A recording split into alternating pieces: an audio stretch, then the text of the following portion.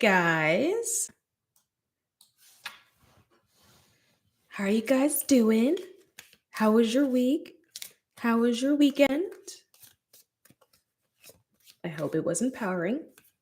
Well, for me, I had a very empowering weekend.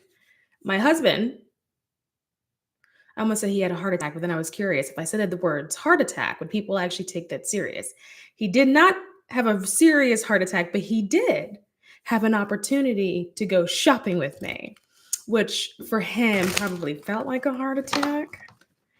We are very interesting in the sense that, like, we see money very differently. And our perspective on like how fast it returns is also very different. So anyway, he was,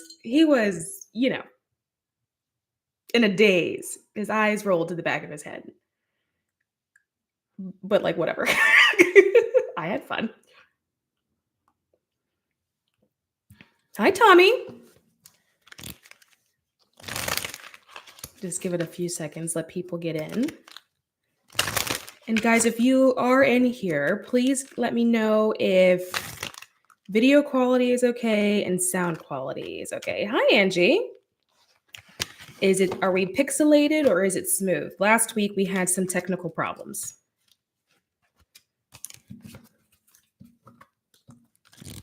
It's buffering. Okay, we're gonna give it a minute. We're gonna let it ease in. We're gonna let it like straighten itself out. Sounds good. Good. I'm good. All right.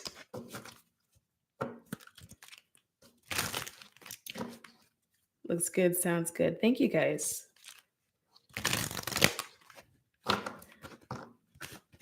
So I definitely already have a topic in mind, but I'm really curious about what it's going to come flinging out in these cards. I was actually thinking about whether or not I should actually introduce them or not, or just kind of rock with it. For those of you that don't know, I channel first prior to card readings. Card reading for me comes like last, and usually I've gotten the entire message out before I even need the cards. So I already have what I'm going to say. So I hope you're all seated, because for those of you that know me, I definitely plan on being on my bullshit. And yeah, and it's going to be another wonderful night of calling you all out, but with love, of course. So what was coming through in a channeling, first of all, it's actually really interesting. So if any of you, for like the last few months, I've gotten a couple of comments. It's not like it's been a big thing or like a lot of people asking, but some people asking about like the Galactic Council and like whether or not they have any messages, and they have been very talkative today. So if you do have questions for the Galactic Council, or you're like, what is that? Like, who are they? They are open and willing to talk today, if that's something that you care about. Other than that, I'm going to go into that, and then we can hit up the Galactic Council when I finish my spiel. Okay? Yeah, I'm glad you caught it too. So this is what's coming through.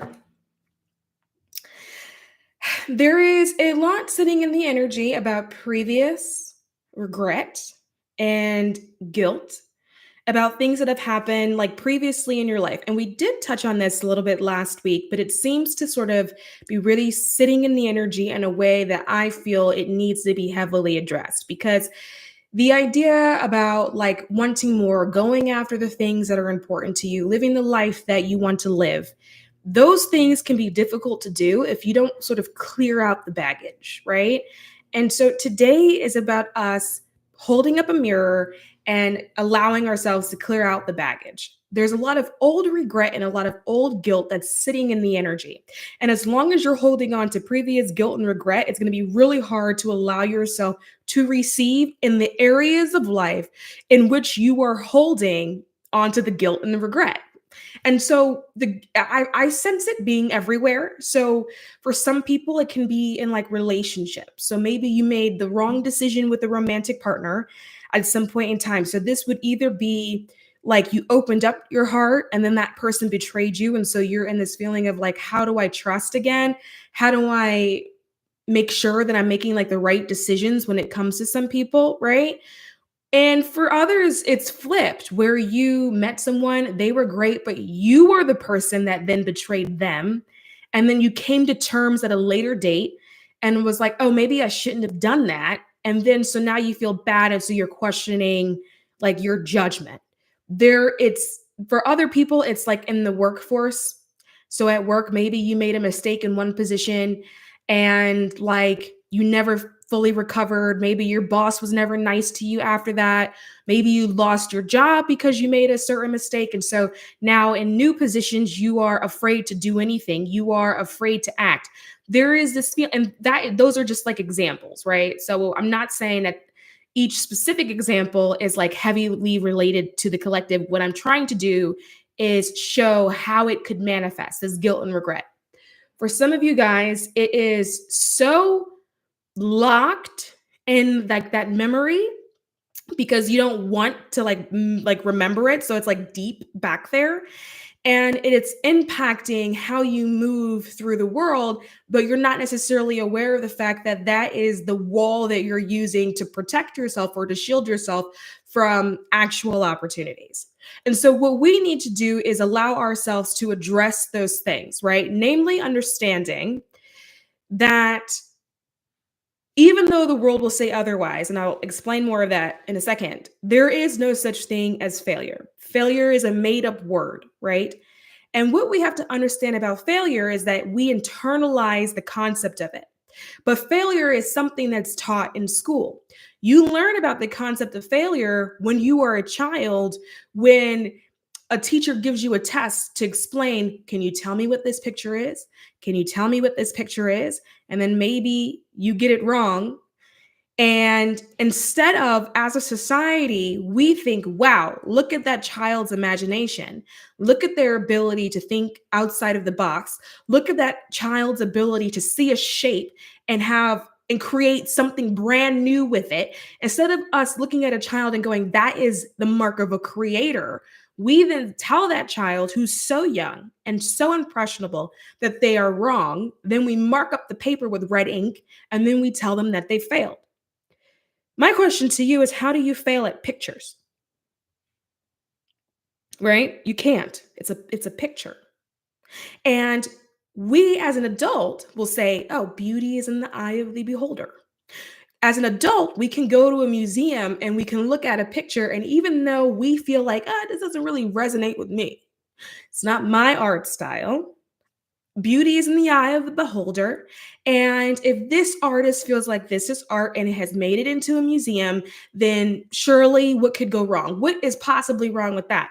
Yet, when a 7-year-old says that they think that they see this particular picture in one way, but the teacher wants them to see it in that way, suddenly we classify that as failure. So, how is one right? And then how is the other wrong? And so, from this very arbitrary concept that starts from pictures, right? We are then programmed to believe that everything that we do that somebody else doesn't approve of, not considering the fact that that person probably also does not approve of themselves, right? But somehow we're allowing them to dictate what we approve when it comes to ourselves, right? We're allowing that person to then dictate whether or not we're right or wrong, or whether or not we have passed or failed. And then that process and that pattern will continue to repeat itself every single day you're in school. And if you go on to pursue higher education, it gets worse and worse and worse. And the pressure of being right becomes worse, even when it doesn't matter. Like, I'll give you an example. I did my graduate studies in the UK. The US and the UK, they have very, very different education levels, or not levels, standards, very different education standards, in the sense of what an American would think is correct based off of like American thinking and like American ideology and how Americans are taught to process things and analyze things. What is considered right and correct from an American perspective is actually not the same thing from a British perspective. Brits have different ways of processing, different ways of analyzing, different ways of reaching a conclusion. And so an American can get an answer to a question over here that in US society is correct, in British society it's wrong. And the same vice versa. And over there, you can have this whole sort of analytical process about how you reach the end of something. And then over there, you're like spot on. You are 100% right. But then if you did it the same process here in the US, it doesn't translate. It's incorrect. And so what this ended up culminating in, and Adventure Girl Sean says, hey, girl, hey, girl. What ended up happening in my experience, and it also wasn't just me. I actually noticed this with a lot of other American students that I was friends with. We realized we would take these tests or we would like write an essay and we would get things wrong. And it was confusing for us because we were like, but it wouldn't be wrong over there. Like in the US, I would have never gotten this wrong. Like if I thought it was wrong, I wouldn't have turned it in. I wouldn't have given it to you. Like I'm over here writing essays thinking that I'm like spit and I'm like, this shit is fire, right? Like, yes, mwah, it's gold, it's art. And then getting the paper back and it's marked up and they're like, you failed. And I'm like, how? Like this would get me an A in the US. What are you talking about? The standards were completely different. And I had a lot of American friends who dealt with the same thing. And what ended up happening was that we ended up having to sort of cheat the system in order to like pass and to get good grades. I would literally write the opposite of what I was thinking. And so whatever the question was, I knew that whatever my first thought to the right answer was for that question, it was the opposite in England. I had to write the opposite answer in order to get it correct. And then once I started flipping things, then suddenly it wasn't a problem. I didn't have any grade issues anymore. Yeah. And I was getting like, merits and like distinctions on things, right? Which is like, it's just their grading process. They have like pass, merit, distinction, right? But prior to that, there would be things that I would be failing and it just didn't even make any sense. And I did not study more. There was nothing that occurred within like that 1 month difference when I had an opportunity to make things up where I like studied more or I did something different. I literally said, okay, let me just do it their way. This is my way, the American way, which works over there, but it doesn't work here. So let me do it the way they want me to do it. And then by doing that, suddenly everything I was getting was correct. And so I say this story to say that like pass and like failing, like succeeding and failing is arbitrary. And it is like art. It's in the eye of the beholder. It doesn't actually mean anything, right? And fast forward all these years after all of my schooling, there's not one job that I've had that actually gave a damn about whether or not I passed or failed a class. So I have all of that training from childhood dictating whether or not I'm a success or a failure, and not one person has cared to ask me about it. And so what I have realized from that is that all of these metrics that we use to determine whether or not we succeed or we fail don't mean anything. It is society's way of maintaining control. And we talk about this a lot. And again, because society has to figure out how to maintain a level of order, right? You don't want people too far outside of the box, because when they're too far outside of the box, they become unpredictable. They're hard to control. It's hard to maintain. Things fall, they crumble, right? So it's a way of maintaining order. And so after this realization, I'm not mad at the fact that like this is a systemic thing in terms of like teaching you how to succeed and teaching you how to fail. I understand that it's just society's way of maintaining order and that the universe has balancing forces. It has balancing forces. And then as for our society in a 3D matrix world, we've just collectively agreed on this one particular concept. But even that sort of breaks down because the collective agreement on what constitutes a failure changes from region to region to region, depending on who's in power and depending on who's teaching. And what I know is considered a pass when I was in high school is not the same thing as the kids today. The entire rubric has changed and all the grading has changed. So what does that tell you about what failure actually means and what it constitutes? What it shows you is that it means nothing. It is on a sliding scale, and the scale will continue to slide when it is either benefiting the sort of collective at a whole, or it's not benefiting it, right? So if it's benefiting, it may stay a little bit, but once it stops benefiting the collective, then it'll slide. We're seeing that in US education, where the kids cannot keep up in the way that they used to, and how they can't read in the way that they used to. And so when I was growing up, like, they actually started the process of changing what constituted as failing.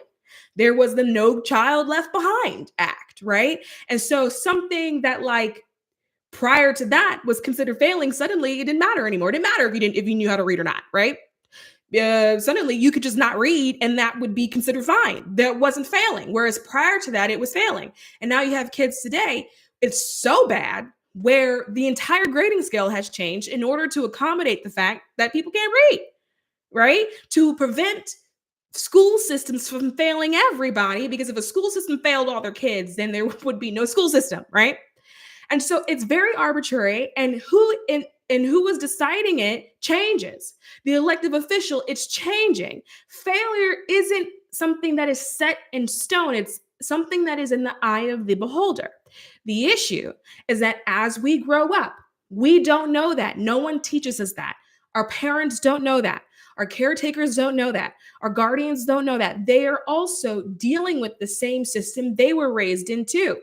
You either succeed or you fail. They don't know that there's an alternative, being that this system here is bullshit because it doesn't actually have any backing. It's not actually standing on anything. It just moves whenever it needs to move because society needs a way to maintain order somehow, some way. But we take the concept and we internalize it. We become adults and we forget about all of those maybe tests that we did that we actually got praised on. Maybe you were given a coloring sheet and your teacher liked how you colored and the colors that you picked. And that moment of someone saying, oh, good job, it all just slowly begins to fall away. And we only ever remember the red ink that marked up that paper. And we're stuck in this cycle of like, I'm always failing. And it starts so young. From the moment that you can talk, from the moment that you can socialize with other beings, the concept of success and failure begins. And you are punished for what somebody else considers a failure. But then if you ask a friend, their friend, your friend may say, well, really?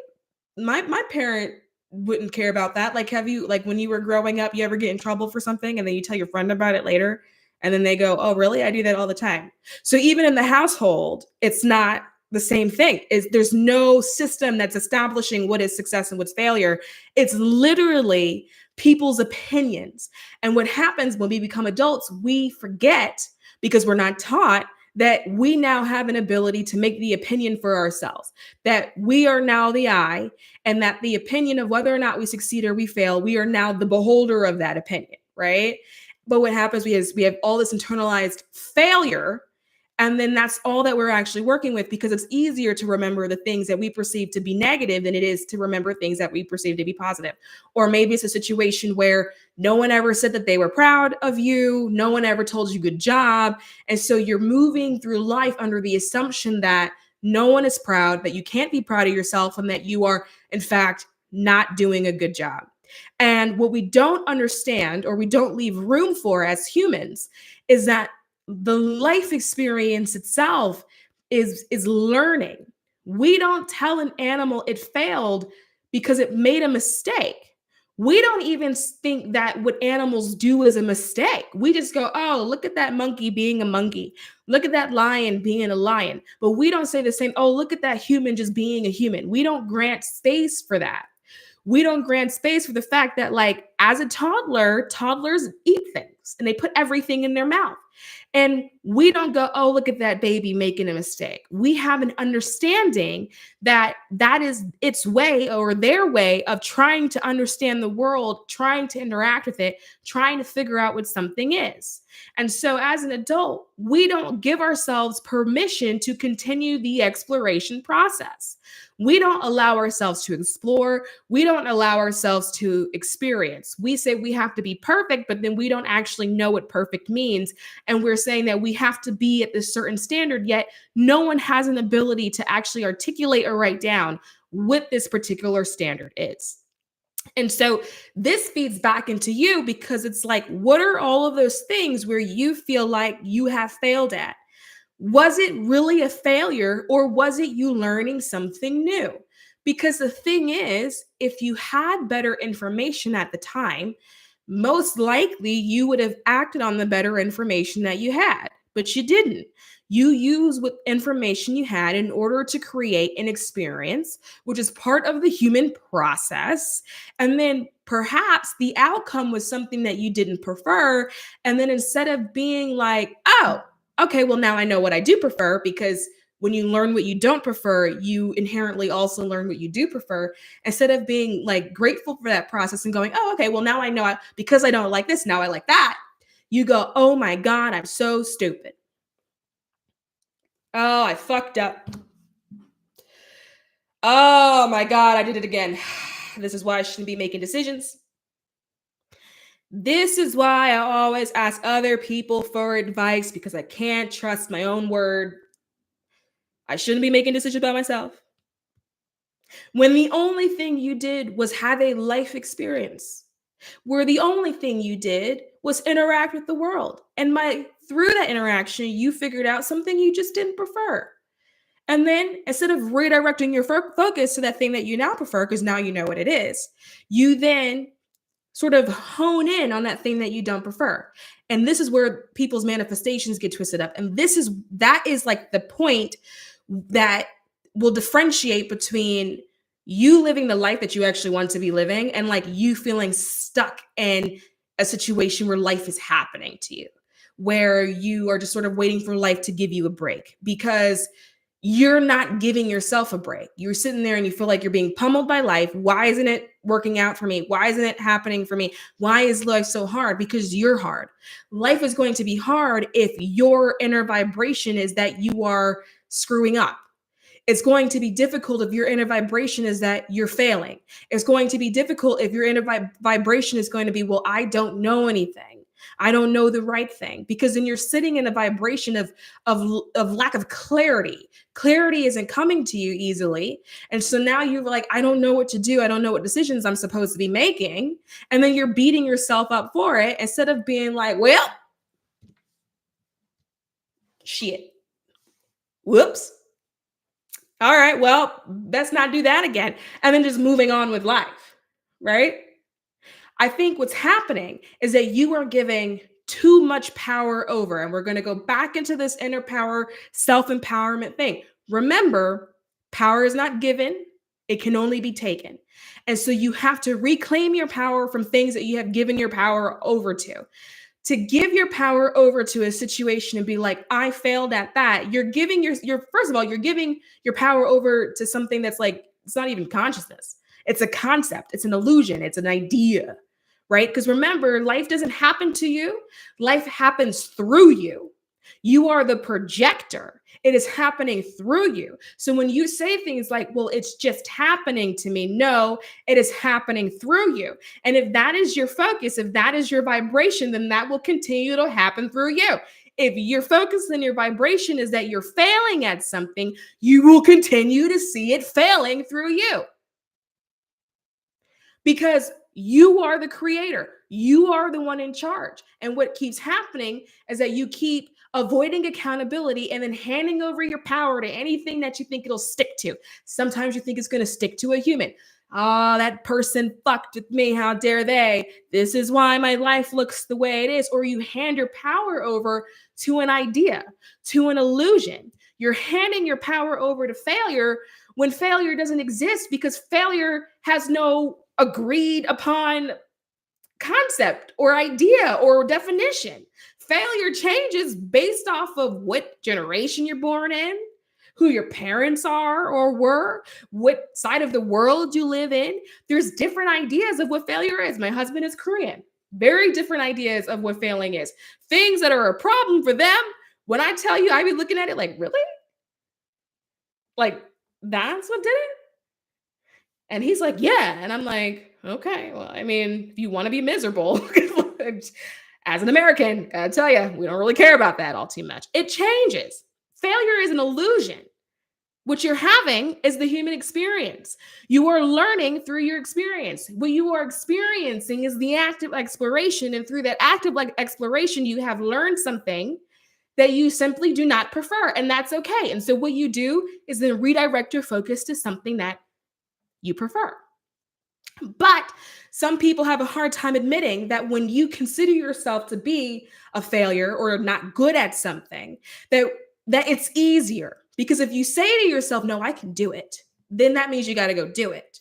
And then you have to admit all the other things that maybe you feel like you don't know what you're doing, that maybe you feel like you don't have enough experience or expertise, that maybe you feel like you don't know who to go to, who to ask, who to call for assistance, that maybe you feel like you don't even know what word you would put into Google or what you would actually search, because where would you start?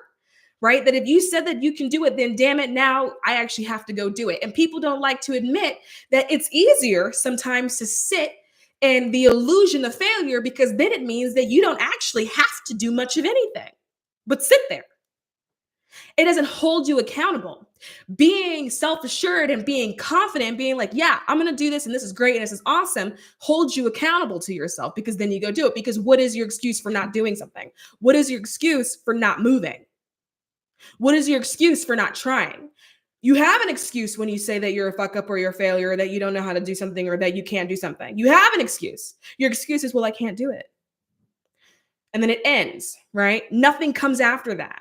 But if you say you can do something, then now suddenly you have to go explore. And then you have to then go meet and talk to and face all of the other insecurities that you have. Well, will I get it right the first time? Will I mess up? Will people think that I'm stupid, or will people think that I'm crazy? What if I get there and I don't know the answer? What do I do?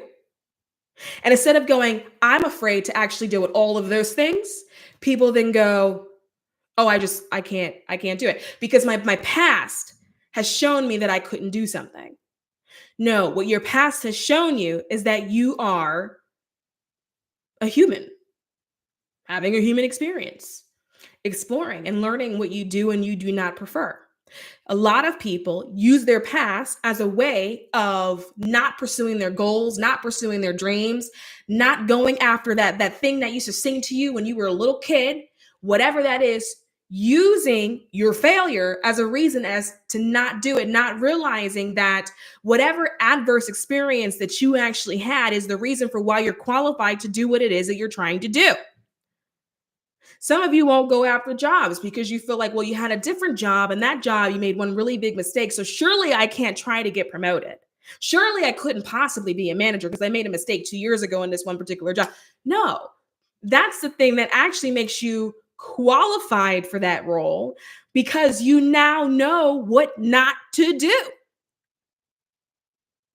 Well, I messed up in my last romantic relationship. Maybe I wasn't as nice to the person as I should have been. Oh, my nose is itching. It's so hard to read people when I don't know if it's the wig. I don't know if it's the council. I don't know if it's spiritual, but Lord have mercy. It's driving me crazy. Right? You've messed up in your love situations, and then you use it as a reason as to why you can't love again. Or you use it as a reason as to why you feel other people will never love you. It is because you've messed up in a previous situation that makes you great, a good fit, a good candidate to be a partner, because you know what not to do. That's why when people reach a certain point in life in a certain age, if you meet someone you like and they tell you that they never had a relationship, for some people, that's a red flag, because they feel like, well, you didn't mess up enough. You haven't actually learned what to do because you haven't had enough experiences that tell you otherwise. This is the same reason why people ask for a resume when you apply for a job.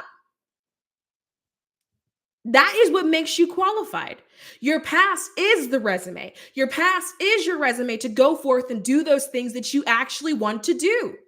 Those dreams and those goals and those ambitions that you have, it's because of your past that makes you want to do whatever it is that you want to do. It's because of the adversity that makes you qualified for the role that you would like to have. Because if you got to the role without some bumps, without a little bit of challenges along the way, you may not know what to do. And then you would probably feel a little bit worse. You'd probably feel a little bit more insecure because you'd feel like, I don't have any experience with this. I have no concept map in my mind. I have no idea whether or not I'm supposed to be going left or right, as opposed to you with what you are coming from a place of adversity, because that is part of the experience. We're all exploring, and part of the exploration is getting knocked up a little bit a few times. That's why when you're little, you fall down a lot. You ever notice how much a kid falls? You ever remember the amount of times you fell? I remember as a kid, like having like this sort of like awareness that I just fell down a lot. And I remember feeling like super annoyed by it. Like always losing my balance, always tripping over things, and like just falling over rocks and stuff. And I remember being like, I had this awareness that it was just really annoying. And there was this point when I was like a teenager, I don't know, 15, 16, where suddenly I had like this newfound awareness where I didn't fall as often as I did when I was like 8. I like recognized that. And now I don't fall at all, because if I fall now, somebody said call 911. Honestly, I can't fall now. Mm-mm. But you know how I know that? I know that from falling, from being banged up, from having enough experiences to then know, let's not do that now. Right.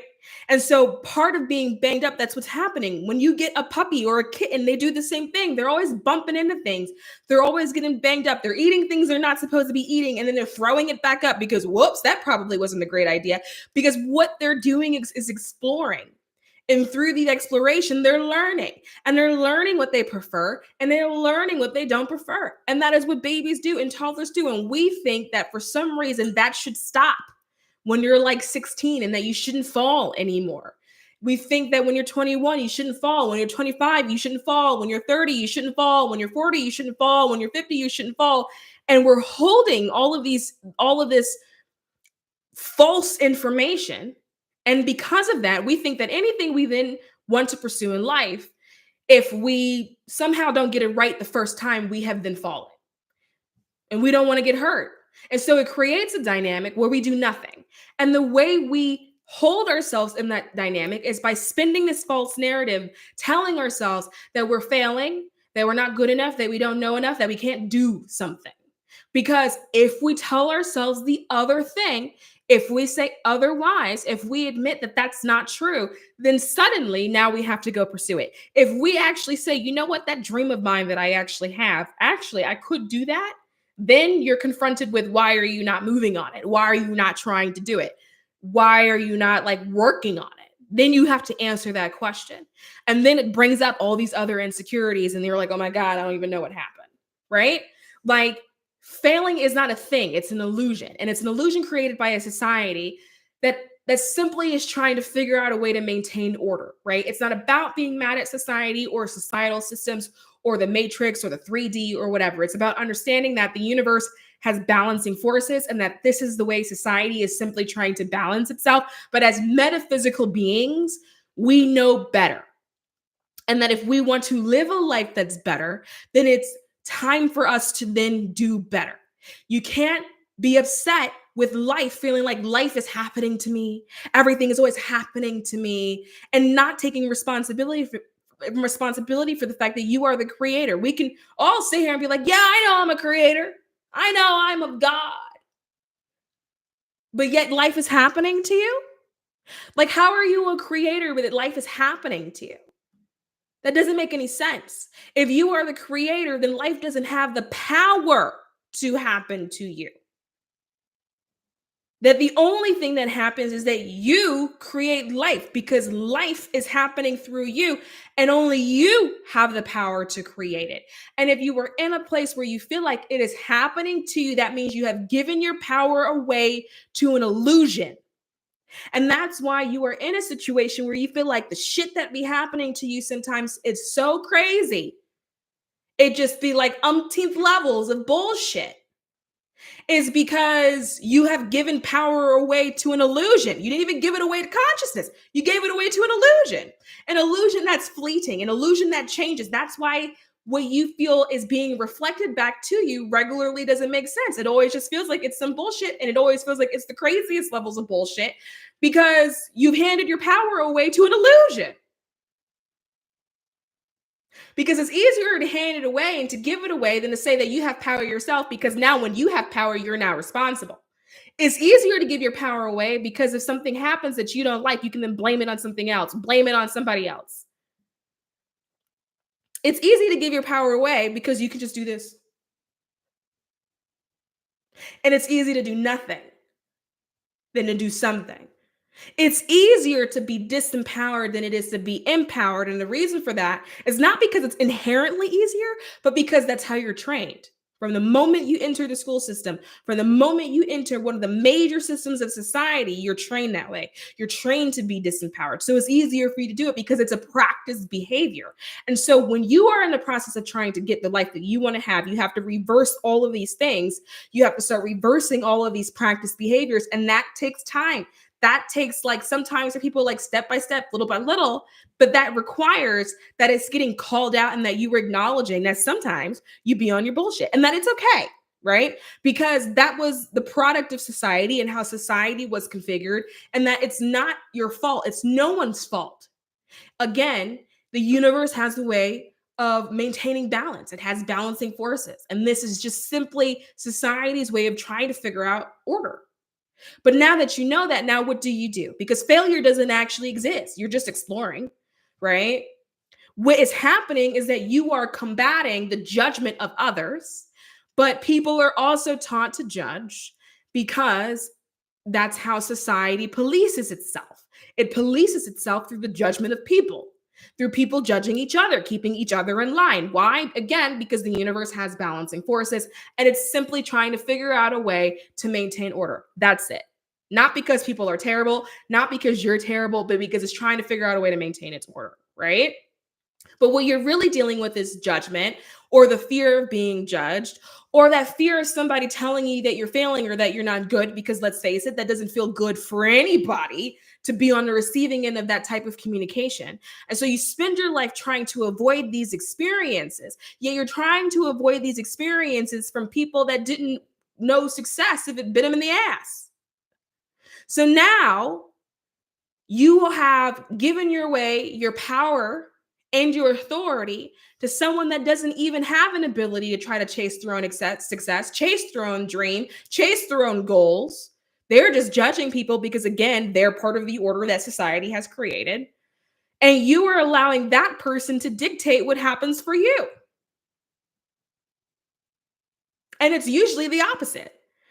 It'll usually be people who are not in fulfilling relationships or relationships at all telling you about how to go about a relationship. It'll be people who are uneducated trying to tell you what you should or should not be doing about your education. It'll be people that don't have any money that's going to try to tell you how you should and should not be trying to get money and get the bag. It'll always be the opposite. It's not very common where the person that's telling you that you're failing is the person that has actually managed to succeed. Because those people won't tell you that you're failing. Those people would say, "Hey, come here. Let me put you on some game. Let me tell you how to do something. Here's steps 1, 2, 3. I already did it. You don't have to think too hard about it. Here's the steps. Just do what I did and then you'll have it." They're not telling you failed. Because to those people, in their perspective, how could you fail? They've already done it. It's not possible to fail. They already know how to do it correctly. And so what's more likely to happen is that they're just going to give you the information on how to do it correctly, and then you're going to go do what they told you to do. And then it kind of ends. It's only ever people who don't have much to their name, who don't have a whole lot of success, a whole lot of accolades, that are going to try to tell you that you're failing or that you're not doing something correctly. And then you hand your power over to someone who hasn't even figured out how to spell the word power.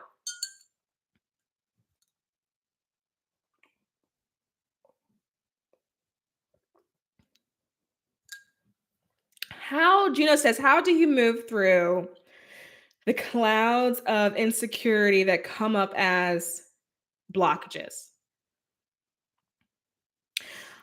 By recognizing it's a cloud and by understanding that all clouds pass. By understanding that there's not one cloud in the sky that's always there. By understanding that clouds will eventually sort of evaporate, or that it'll rain and that it'll go away, or that the wind will come and that the wind will blow it and that the wind will move it. It's also too about how you're categorizing things and the weight that you're giving something, right? So why can't the cloud simply just be an insecurity? Why does it also have to be a blockage? There's nothing about a cloud that blocks anything. Ever been on a plane? Planes fly through clouds all the time. So to have the weight of a cloud be so dense that it's now blocking something is you assigning it more power than it deserves to actually have. It's okay to have an insecurity because that's part of the exploration of life. That's part of the human experience, like conquering things, working through things, like busting through your illusions, right? That's what an insecurity is. It's just an illusion. Remember, it's happening through you. Life is happening through you. You are just the projector, right? And what you're seeing, the reality is just what's playing on the screen. It's not actually real. And you know that it's not real because you've identified it. You've called it an insecurity, and you've also called it a block. So there's a piece of you that understands that it's also an illusion, right? You're not telling me that you're trying to fight through your truths, right? You understand that, like, shit, like like this is in the way. It's an illusion. Whenever you have something that's in the way, it's an illusion, right? So you are the creator. So you now see something you don't prefer, right? So like, let's say I'm gonna use something so simple. Let's say you have an insecurity about a love handle. You got some love handles in the belly area, right? But you're like, well, this is so stupid. Like, why do I have this? That is your moment of being like, oh, that's an illusion. As the creator, you can then choose to dissolve it.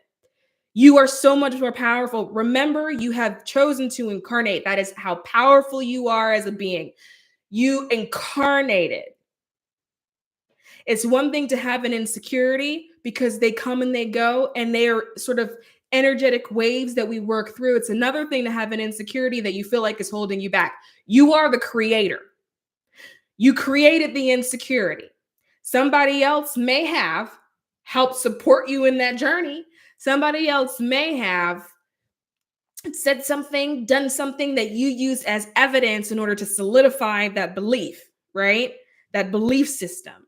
But you are the creator. We have to take accountability for the fact that as a creator, we are creating. What we see is what we created. You created the insecurity. Somebody could have supported it, but you ultimately created it because life doesn't happen to you. It happens through you. So because you created it, you have an ability to destroy it. It doesn't have to be something that's such a difficult process of, oh, what is this sort of ritual that I need to do? It's a choice. You're making a choice. I recognize that this insecurity is holding me back. It's blocking me. It's not serving me. It's not helping me get to where I want to go. Therefore, it's done. It doesn't always have to be about how do I get something done. As a creator, it's done. That's it. And allow yourself to be to cut it off, to cut it out, to be cutthroat with it. People go, but how do I be cutthroat with it? Well, does it feel good to hold it? Does it feel good to hold on to it? If it doesn't feel good to hold on to it, then why not just let it go? And the reason is because for a lot of people, it's serving you somehow. Sometimes it'll serve people to hold on to their insecurity in a lot of different ways. Sometimes you get additional support from other people. Sometimes you get validation from people in certain areas, right? Sometimes people will be like, oh my God, that's not true. And they give you a hug. And sometimes it comes in the form of what you consider or interpret to be additional love or acceptance, right? But if you feel like it's something that's hard to let go, it's because it's serving you in a different area to hold it, right? And people have a hard time accepting that because they go, well, why would I hold something that I don't like? It's because you're not taught that you don't have to hold things that you don't prefer. We're oftentimes taught to hold on to things that we don't prefer and not to ask for more, because if everyone's grab bagging everything, for some reason, collectively, it's been decided that that will cause chaos and disorder, but that's not necessarily the truth.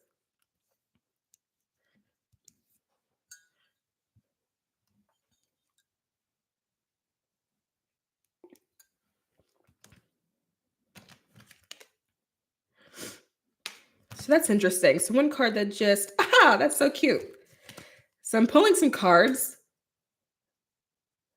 Interesting. Okay, so what's come out is, what can I do to make a difference? I think this is interesting because the way I'm reading this is literally, what can you do to change how you have been approaching this situation or whatever the situations are for you in your life this entire time. All of those things that you've used as a reason to hold you back. I'm this, I'm that, I'm a failure, I'm not good, I can't do it, people will think I'm crazy. All those sort of failure mantras that we're really good at repeating over and over again, that is regularly holding us back, right? What can you do to change that? What can you do where you stop saying it? Is there a situation where you can counteract it, right? Let's say, and I'm using appearance a lot just because it's easiest and I think a lot of people identify with that, right? You walk past a mirror, do you have a moment where your mind quickly goes before you have an ability to stop it? Oh shit, look at that. What can you do in that particular moment? You can counter it. No, that's not true. No, that's an illusion. I don't really prefer that. That does not serve me. How is that helping me? You can also talk to the voice. Ask the voice. Ask yourself. Have a conversation with yourself. You catch a thought that you realize does not serve you. Stop. Ask yourself. Ask the voice. Why did you say that? Have the conversation. Why did you say that to me? What did you think would happen by you saying that to me? What did you want to get out of this by you saying that to me? Have that conversation with yourself. Because what you're going to realize is that by turning around and having the conversation with yourself, you will then quickly invalidate it. You will then invalidate the voice. Because the moment you look at it and you say, well, why did you say that to me? The voice is going to go, girl, I was just playing. It'll do some shit like that. And then you're going to realize that the voice that's talking to you doesn't even have a way of backing it up, right? Let's say it does have a way of backing it up. Well, I said that to you because you did this one thing X amount of years ago. Then your response should be, okay, because I was exploring. We were in the process of exploring because as humans, as animals, that's what animals do. We explore. And so we explored. So what's the problem with that? And then you're going to wait and you're going to notice that the voice is going to be like, oh, well, like turn it back, flip it back, have that conversation with yourself. Every time you feel like that voice in you is trying to sabotage, because remember, it's just doing its practice behavior. Society teaches you to have a voice of self-sabotage. It's not a natural voice. We're not born with this voice of trying to self-sabotage. Children are very open and they're very imaginative and they're very creative, and to them, the sky is the limit. It's because adults think get their hands on you, where the adults start sort of implanting this knowledge, implanting this way of being, that suddenly you develop a second voice. But your first voice that you had wasn't so critical. So using your first voice, which is your true voice, turn around and have a conversation with it. Why did you say that? Start confronting it. Because if you can't even confront yourself, how are you going to confront other people? Start talking to it. Start having that conversation. What keeps you up at night? What makes you cringe when you think about it, such that every ounce of you screams no? Where can you create purpose out of your pain? This goes back to what I was saying about your past is your resume. That's what makes you qualified. Think about any motivational speaker ever, like literally ever. You know what? Think about Oprah. Let's go with Oprah. People only listen to Oprah because she has a pain past. People only care about what she has to say because she has a pain past.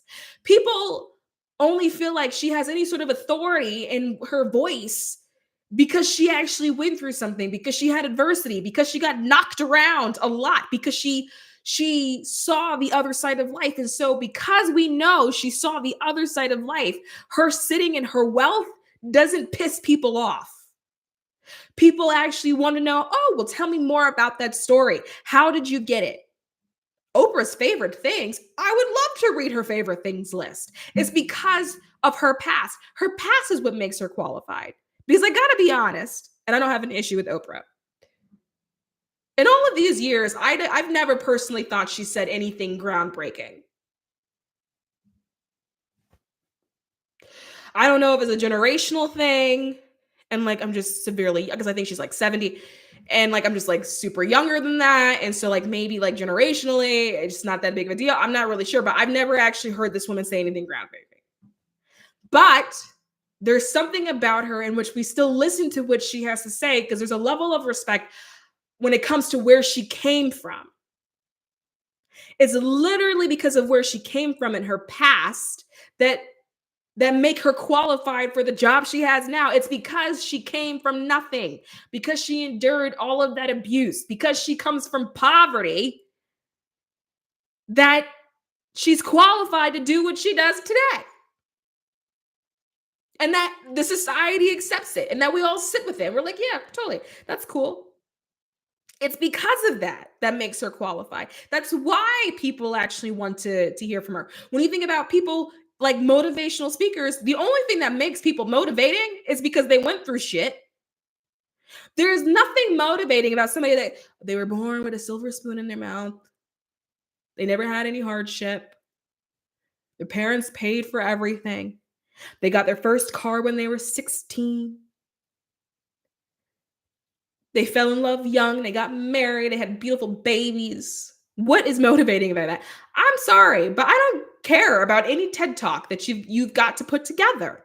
Because what can you tell me when I feel like I have gone through what I have gone through? It's because you've gone through what you've gone through that makes you qualified to do whatever it is that you actually want to do. It is because of your past. It is because you have learned. It's because you've explored and you've learned that makes you qualified to assume that role. That is where the authority is coming from. It is because you knew one thing and now you know more today.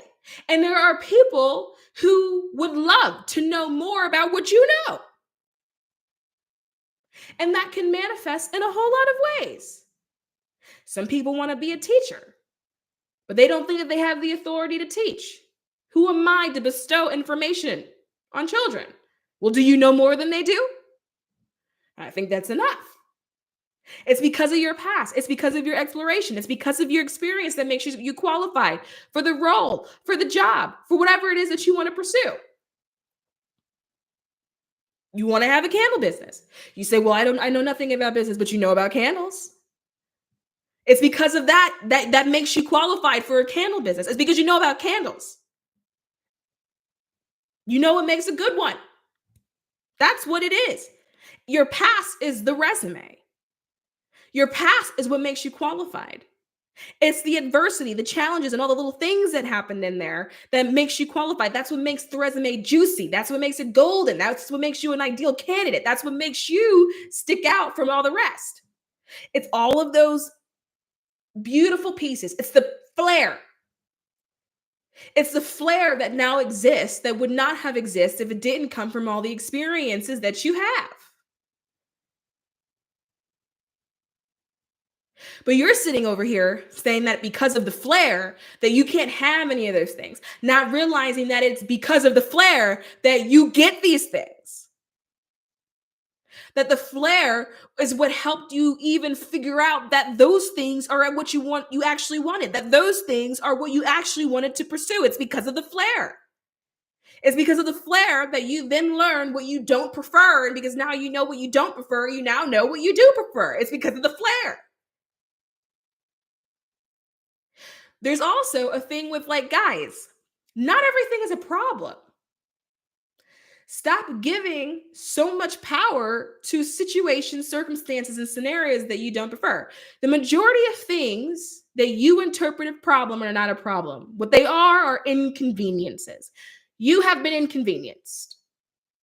And instead of acknowledging what it is, which is an inconvenience, maybe it slowed you down, maybe it stopped you when you didn't feel like being stopped, maybe it asked you a clarifying question that you didn't have the answer to, so now you actually had to pause. Maybe it made you do something that you didn't actually originally want to do, and so it inconvenienced you, but because it's inconvenienced you, you have upgraded its meaning. You have given power to it that it did not need to have because it's an illusion ultimately at the end of the day. And now you have called it a problem. So now everybody got 99 problems running around here in the club saying a bitch ain't one. Okay. Not realizing that the majority of everything you experience is not a problem. It's an inconvenience. It's the flare. And if you start going, oh, well, that's a flare. Okay, well, what am I going to do with this inconvenience? Downgrade the situation instead of, oh my God, it's another problem. I got all these problems. No, you have got inconveniences. And you only have inconveniences because you're still giving it power. If something occurs and you have an ability to do something about it, then what does it matter? If something occurs and you don't have an ability to do something about it, then what does it matter?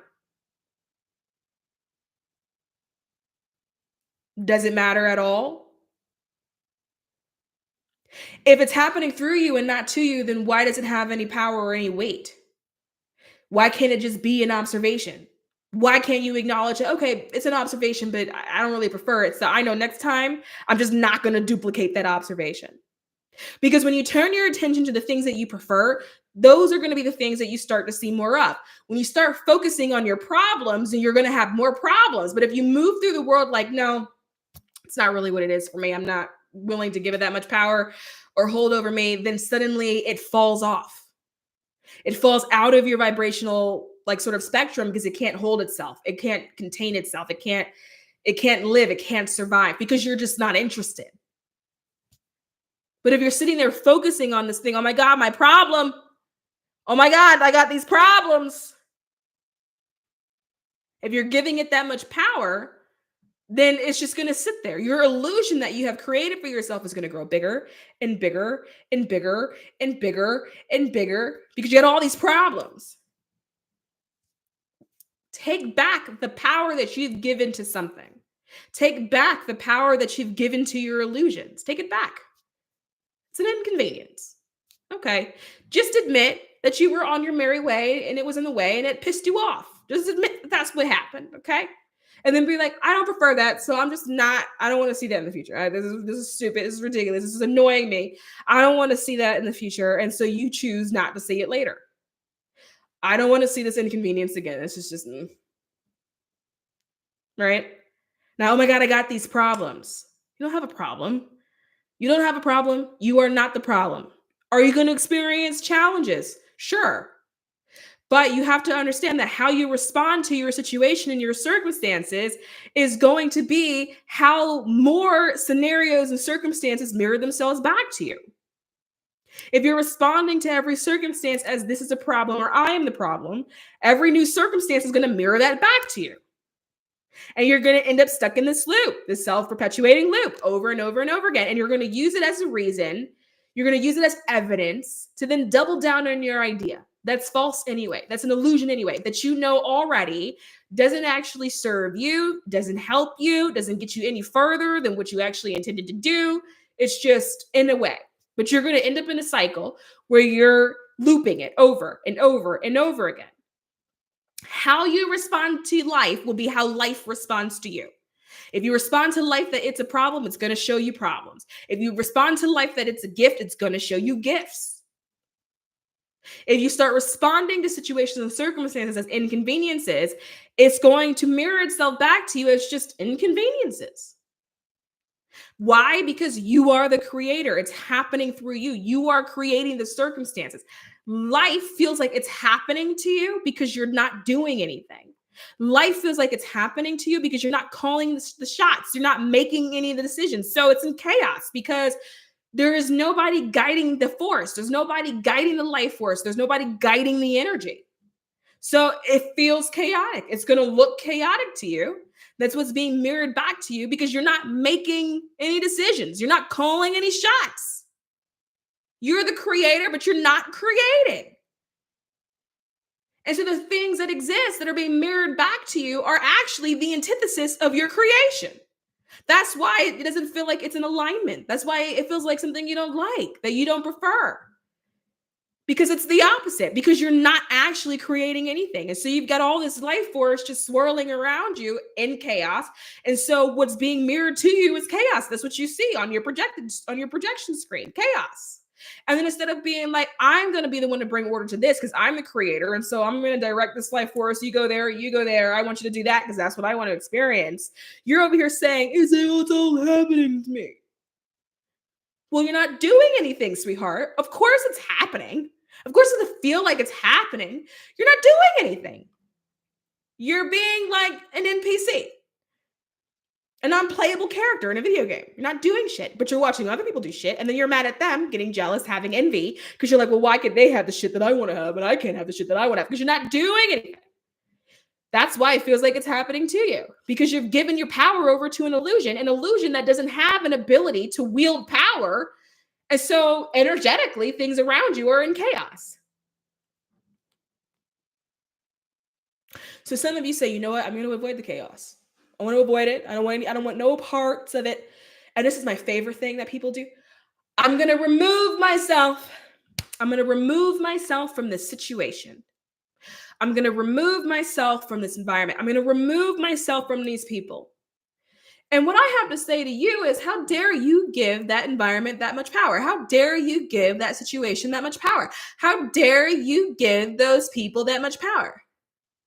You're not removing yourself. You are removing them from you. Because you are the creator. You don't like the experience. So now that you have recognized you do not prefer it, you remove them from you. If you go throughout life with the idea that you're removing yourself from things, then you're not going to play. You're not going to engage. You remove them from you. You remove the people from you. You remove the situation from you. You remove the circumstance from you. And this can manifest in so many ways. Maybe it's a job you don't like. I'm going to remove myself. I'm going to quit. No, you're removing the job from you.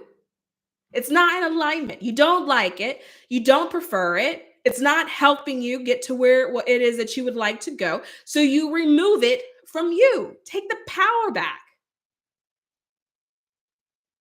A job is an illusion. It doesn't have the ability to remove you. It's not powerful enough to remove you. The only thing that can destroy is the creator. So if you are the creator, why are you letting things move you?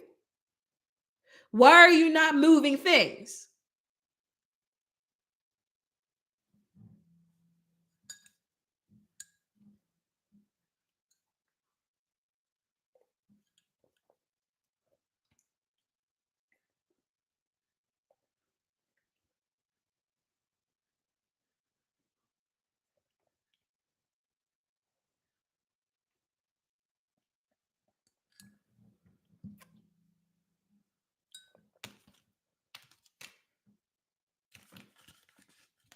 This one came out. Do I surround myself with people that lift me up? Chances are, if you're resonating with what I'm currently saying, the answer to this is probably no. And it's probably contributing and supporting the environment, or not the environment, the frequency that you have chosen to hold. Some people are going to be like, but I didn't choose to hold it. You're the creator. If you're holding it, you chose to. Now, was there like a conscious awareness that you made that choice? Not necessarily. I'll give you that. Probably what happened is that because it's practice behavior, you did it out of habit.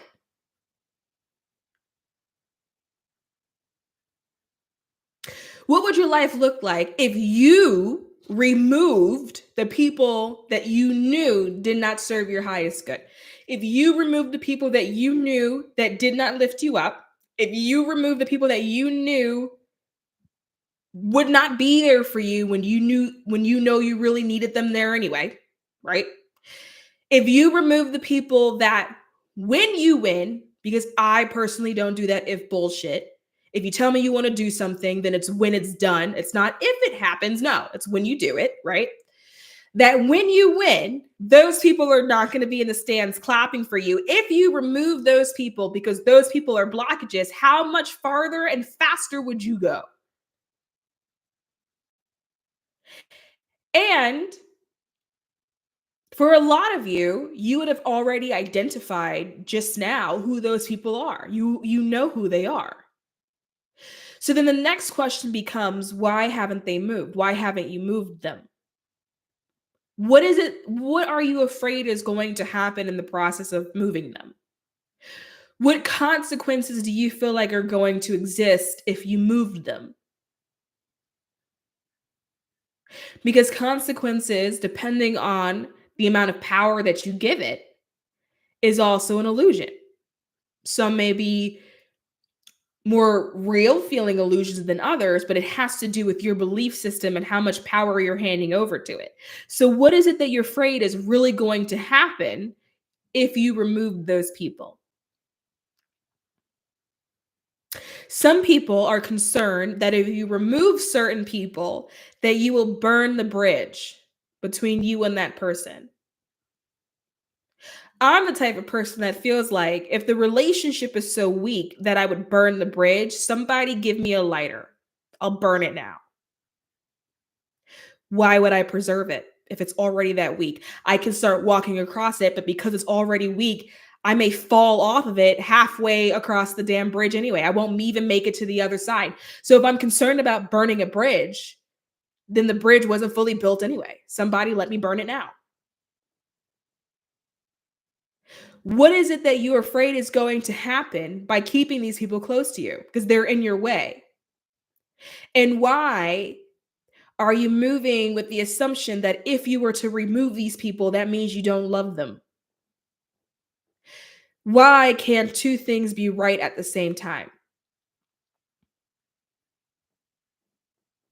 If you know there are people around you that are contributing to your misery, but you know that really what you want is to be happy and enjoy, what is motivating you to keep them there? It's because right now it's serving you. So, how is it serving you? Figure out how it's serving you without judging yourself for it. What is it that you think that you gain? And then ask yourself, is that true? Or is it an illusion that you created as a way to feel safe?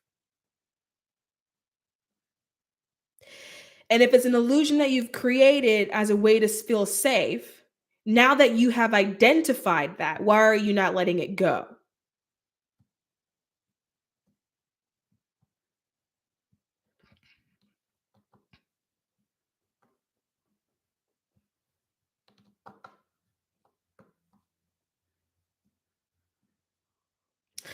Brandon J says, that's exactly why I fell into years of making wrong decisions and beating myself up. I do love that you put wrong in quotation marks. I love that because it shows me that, like, you get what I'm saying. There is no such thing as a wrong decision. You just were learning. It was just part of the exploration. It was part of life. And if you had more information at the time, you would have chosen different. But what you don't realize is that the moment you realize that you've chosen something that you don't prefer, is the moment that second choice becomes available again. It's the moment you have an opportunity to be like, oh, I'm going that way. It's the moment you have an opportunity to choose again. Something happens where we feel like we can't backtrack, but you can backtrack. There's nothing wrong with backtracking because there is no such thing as forward and backwards, right? I mean, it's the whole thing is an illusion. So what's forward and what's backwards, right? It's like literally playing a video game, doing a move that you went up, probably shouldn't have done that. I'm going to restart this level. And then so you go into the menu setting and then you hit restart and then you start playing again. That's all you're doing. But then we beat ourselves up so much that we spend so much effort in the beat up process that we can no longer see that that second door is actually still open. And the reason why that second door is actually still open is, again, we're the one that's creating it. We're not going to shut the door if we actually want the door. But there's this thing that society weaves: the moment of opportunity. When one door closes, another door opens. No, like all of those things you're calling to you. You are the creator. You're calling those opportunities to you. Those are your doors. You are creating the doors. And if by chance you feel like you don't see a door, then start busting through walls, start kicking shit down, start climbing through fucking windows or something. Start being a little bit more creative in how you go places. Shit, if a robber can do it, you can't do it too in a metaphysical visualization kind of way, you know? Because the amount of walls you see is the amount of limitations that you set for yourself. The amount of walls you see is directly applicable to your belief systems. The more limited your belief systems are, the more walls you're going to see. And so you put them down by unraveling by the belief system, by acknowledging that it is in fact an illusion. It's not serving you, it's not helping you. It's done nothing but hold you back. So where is the truth in it? The only truth is that it's limiting. It's creating all the walls. Yes, B-Tone 03, yep. Life has been showing me that everything starts with me. It's more than that, though. It's more than that it starts with you. It is you. It is you. Me talking to you right now is literally you smacking yourself in the face. You knew that on your journey, you were going to need a reminder. So you set it in motion. You set the reminder in motion so that when you reach a certain point, if you didn't turn around because you went in the wrong direction, that you were going to need something there to tell you to turn around. And that's all that this is. Because it's happening through you. This is literally just a projection. I am reminding you that of what you originally intended to do. I don't have a lazy collective. People that end up here are people who like need a real kick in the ass because it being said softly for some reason it wouldn't work, right? And so if you end up over here, it's because you were like, no, this is going to be like the last ditch effort to make me turn around if I accidentally went down a road that I didn't originally want to go down. It doesn't start with you, it is you. All of it is you. It's a projection. It's happening through you. It's you exploring and experiencing different aspects of self. It is you, the all that is, experiencing all that it is. And so when you think about different experiences that you're having in life, like if you think that some of them were challenges, it's you, the all that is, experiencing a piece of all that is. I am you, reminding you of all that you are. And because you went on a little bit of a detour. So I'm just kind of just this way. Okay? That's what I do. That's what I'm here to do. I have a tendency to end up working with people and just being around people who needed a little bit of a push and a little bit of a reminder. And I have always, for some reason, ended up in that space. Even as a kid, I would say things to adults and they'd be like, oh, snap. Like, thank you. Thank you for really like helping me. And I would be like, helping you with what? It's just kind of, that's just what this is just what I do. It is you. It all is you. And so if you feel like there is something that you do not prefer, and I'm so intentional by saying do not prefer because it's you. If I say it like if you see something you hate or you see something that you don't like, that's a problem, in my opinion, with the speech because what you're seeing is just an aspect of you. You're seeing a piece of you. And if you fall into the pattern and the habit of saying, I don't like this or I hate that, then you start wrestling with that piece of you, that aspect of you, because we are all multidimensional beings. And we've got because we're all that is.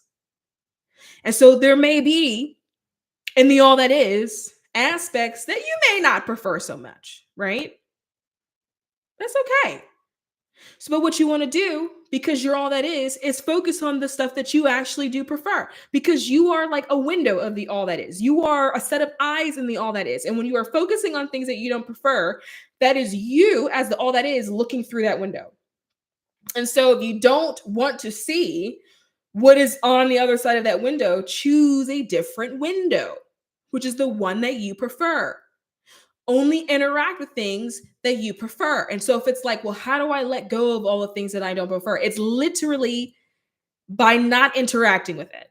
That's how it's like when people say, like if someone tries to start an argument with you and people say, don't even say anything. Don't even, because if you say something back to the person, you like open up a window of opportunity for them to continue.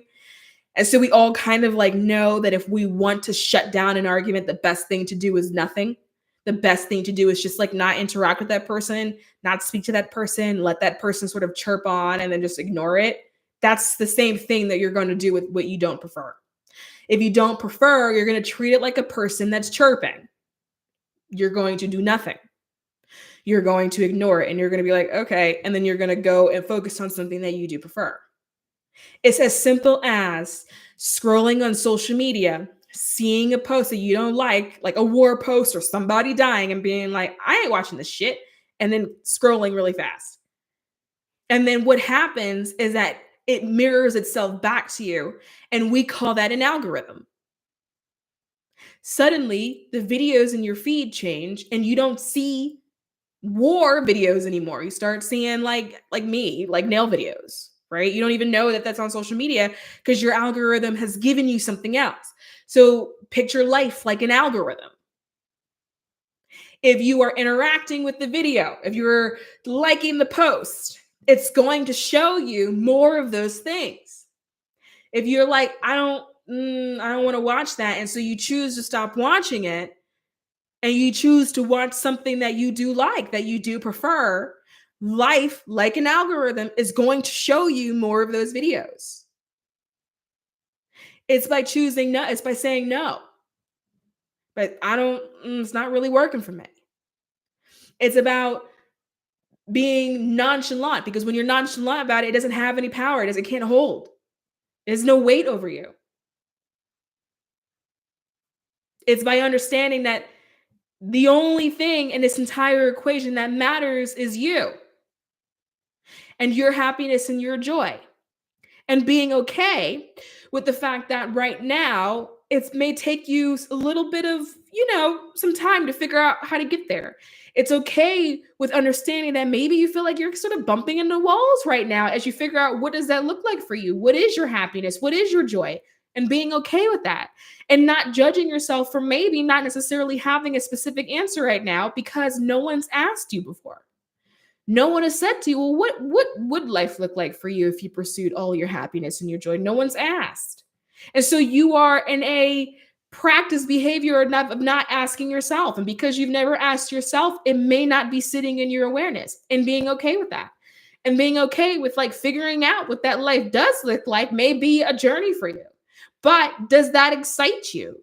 Is that more exciting to you than what you are currently living? Is it more exciting to you to be like, I'm going to find what that means for me? I'm going to seek out my happiness, and I'm going to figure out what that looks like for me. And okay, I don't know it now, but that's the fun. That's the exploration. That is the human experience.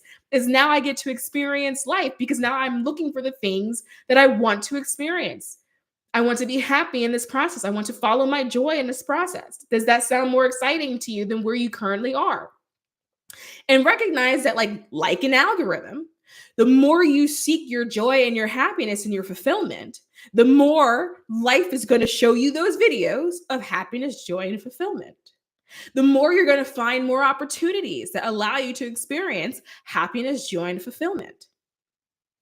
And that you have to make the decision for yourself that you are going to pursue that, and be okay with maybe the fact that that may not mean something to like the people around you, that the people that you love may not get it, and they don't get it because they're not in the process of pursuing their happiness, joy, and fulfillment because no one told them it's an option. And the best thing that you can do for somebody, if you're the type of person that's like, my heart is so big, I love people, I want to support people and all that type of stuff, the best thing that you can do is to be an example. The best thing that you can do is to show others that it's actually possible to pursue a life of happiness, joy, and fulfillment, because the majority of people in society don't even know it's an option because it's not taught. The best thing that you can do is show someone it's possible, is to be a walking example. Because there are people on here listening now that didn't even realize it was an option for you, and wouldn't have realized that it was an option if I didn't say it. If I didn't call you out for not doing that, you wouldn't have even realized that you weren't doing it, because it's not discussed. It's not a discussion. So pursue that. and do so fearlessly, because you are the creator. You are the all that is. And if you are in a space right now where you feel like what's happening in your life, it just isn't really, it's not inspiring, it's not moving, even if you feel like you're in a neutral place of life, maybe you're not inspired by it. Like when it comes to me, one thing I don't do things I'm not inspired to do. And it comes down to like food. Like I won't eat a certain kind of food if I don't feel inspired to eat it. Like I won't go to a certain restaurant if I don't feel inspired to go there. I don't even go to like certain like when if I go to a mall, what stores I go in that day are based off of, do I feel inspired by looking at it? If I don't feel inspired by looking at it, I don't even go in there. And so everything I'm doing, I'm like, I follow what I'm inspired. And every single time, I'm always pleasantly surprised at what I get on the other side and the way things just line up. Like one thing that's super interesting that I get a lot of free food. I don't know how it happens. I don't ask why it happens. I just think it's really interesting though, because I did have a season in my life where like I didn't have a job, I didn't have any money, and food was really hard to come by. And like Dollar Tree was how I made it. And so it actually makes me kind of sad knowing that Dollar Tree is going out of business, because it got me through some really tough times. And even like with food, like it was how I could eat. And so now I think about it and it's so funny because I actually get a lot of free food, a lot of free meals, free Starbucks, and I don't have any of the reward profiles, any of it. I just get free stuff. And it's because I only go if I'm inspired. If I go to a restaurant, it's because I'm inspired.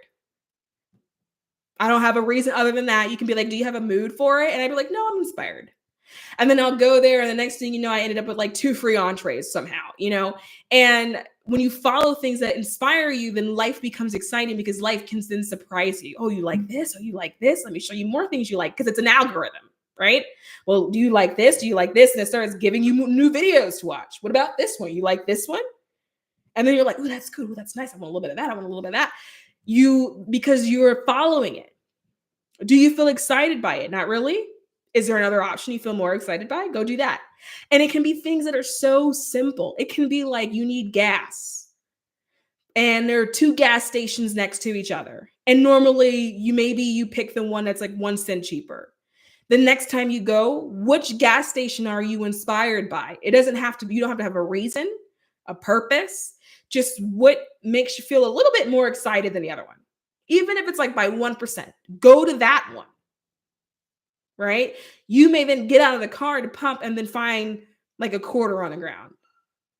And a quarter may seem so like it's so small, but it's being able to recognize the synchronicity and be like, oh, look at that. And being able to recognize that if you went to the other one you weren't inspired by, you may have lost a quarter. Maybe a quarter fell out of your pocket. And so you pick up that quarter on the ground and you go, oh, that's cool. That's nice. That is the pleasant surprise. And then when you can start identifying like those little nuances, the little pleasant surprises, the changes in the experience that has then occurred because you pursued something that excited you. And you didn't know why. You went, I don't know why. I just like that one better. Start picking things where energetically you just like it a little better. If you're caught between, should I have a soup or a salad? Normally you like both. Today, in this moment, which one gives you at least 1 degree of more excitement? Which one is that? Go with that one. You may discover that like if you pick the soup, that maybe they switched up their seasoning and you're like, this is fucking delicious. Because life is happening in the experiences. People think it happens in the milestones. It's the experiences. It's life you're living when you can eat soup and you're like, this is so good. Like that moment of, that's the life. That's the experience. That is something that makes humans so unique that like galactic beings from different like planetary systems and stuff, they don't really get to experience. Like the council that I work with, the Galactic Council that I work with, they don't experience that in the same way. They don't experience like emotion in the way that like a human experiences it. And they're very curious about it. So they actually watch humans a lot, and they even ask about it. Like, can you tell me what that experience was like? Because they don't actually get to experience that. It's the details. It is the getting out of the car and seeing a quarter on the ground and being like, oh, a quarter. It's that those flashes, that's the life, that's the living. And when you can see a flash and you can recognize it, because it's an algorithm, it'll start happening more and more and more often.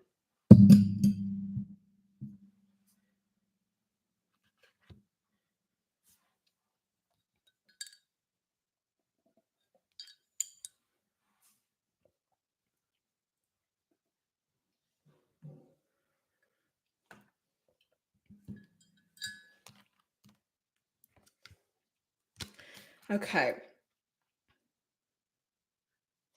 So the third one that came out was, how can I surrender even more in this moment?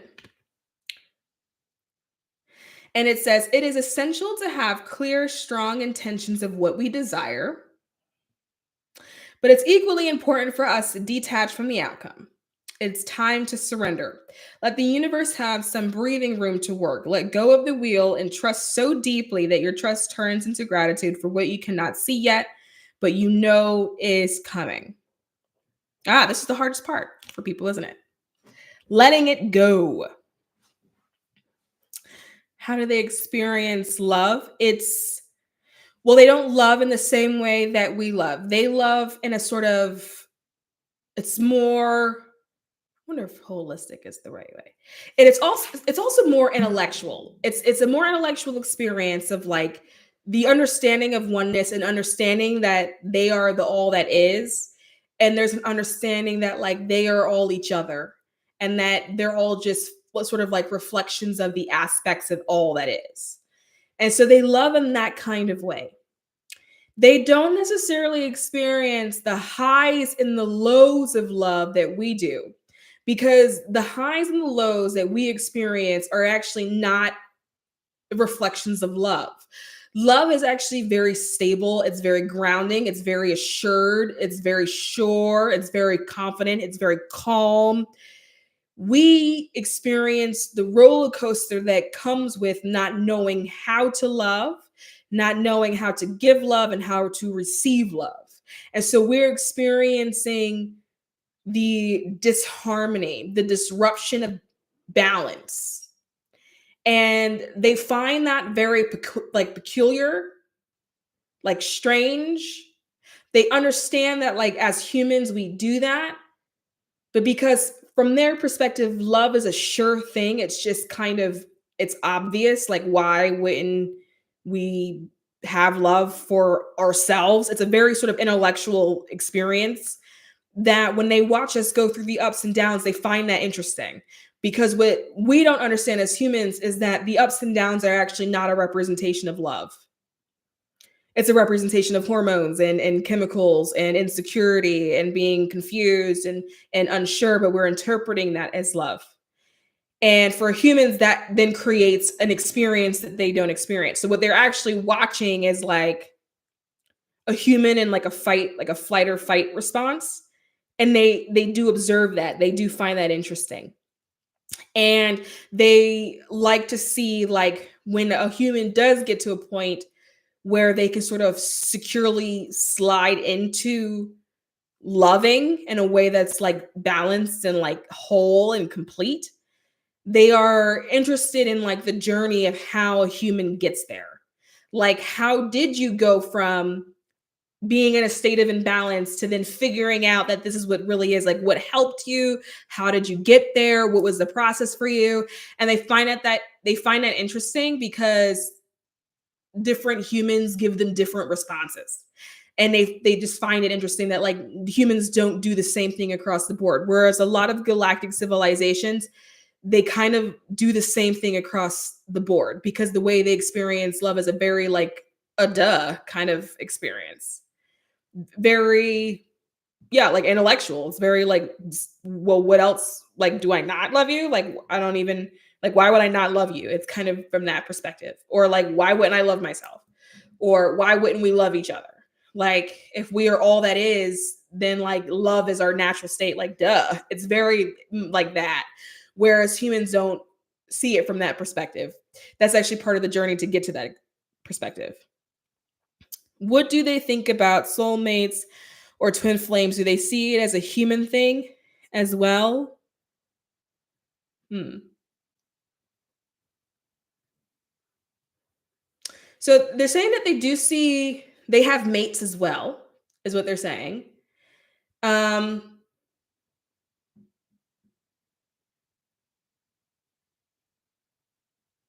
and again, it's a more intellectual experience. So they're saying that it's approached the same way how you would approach sort of love, but they see it more as like a family sort of soul unit that kind of moves together. Um, and that because they see it as a unit that's moving together, that them moving together is also not weird. They're also saying too that like having a mate is a state of balance. So they're showing me like a feminine and like a masculine energy, and they're like together. They're emphasizing that it's not necessarily that like one is a man and one is a woman, because like the gender is not how we view gender, right? But they're showing it to me in a form of like not all of them have a girl and a boy, right? But they do have like energies that require a state of balance.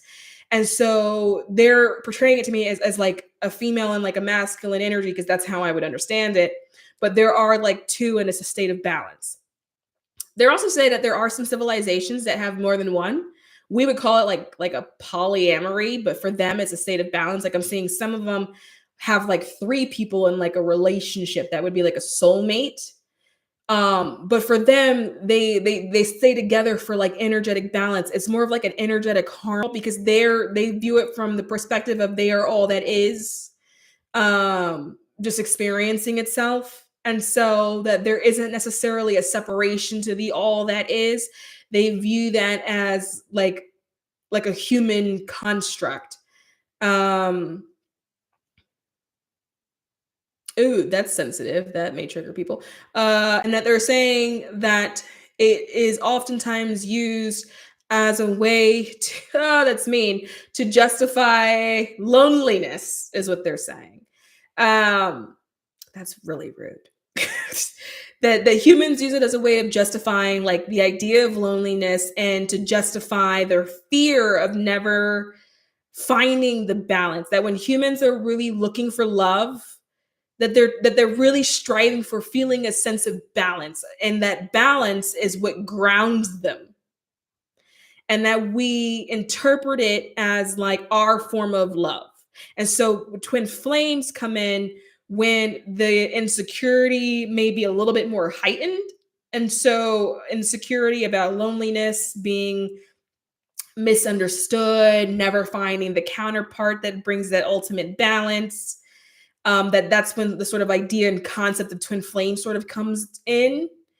Um, and that we ultimately sort of use it as a way to sort of justify those experiences of being, well, intensely out of balance, is what they're saying. But they don't have a twin flame. They're saying that that's very much a human concept.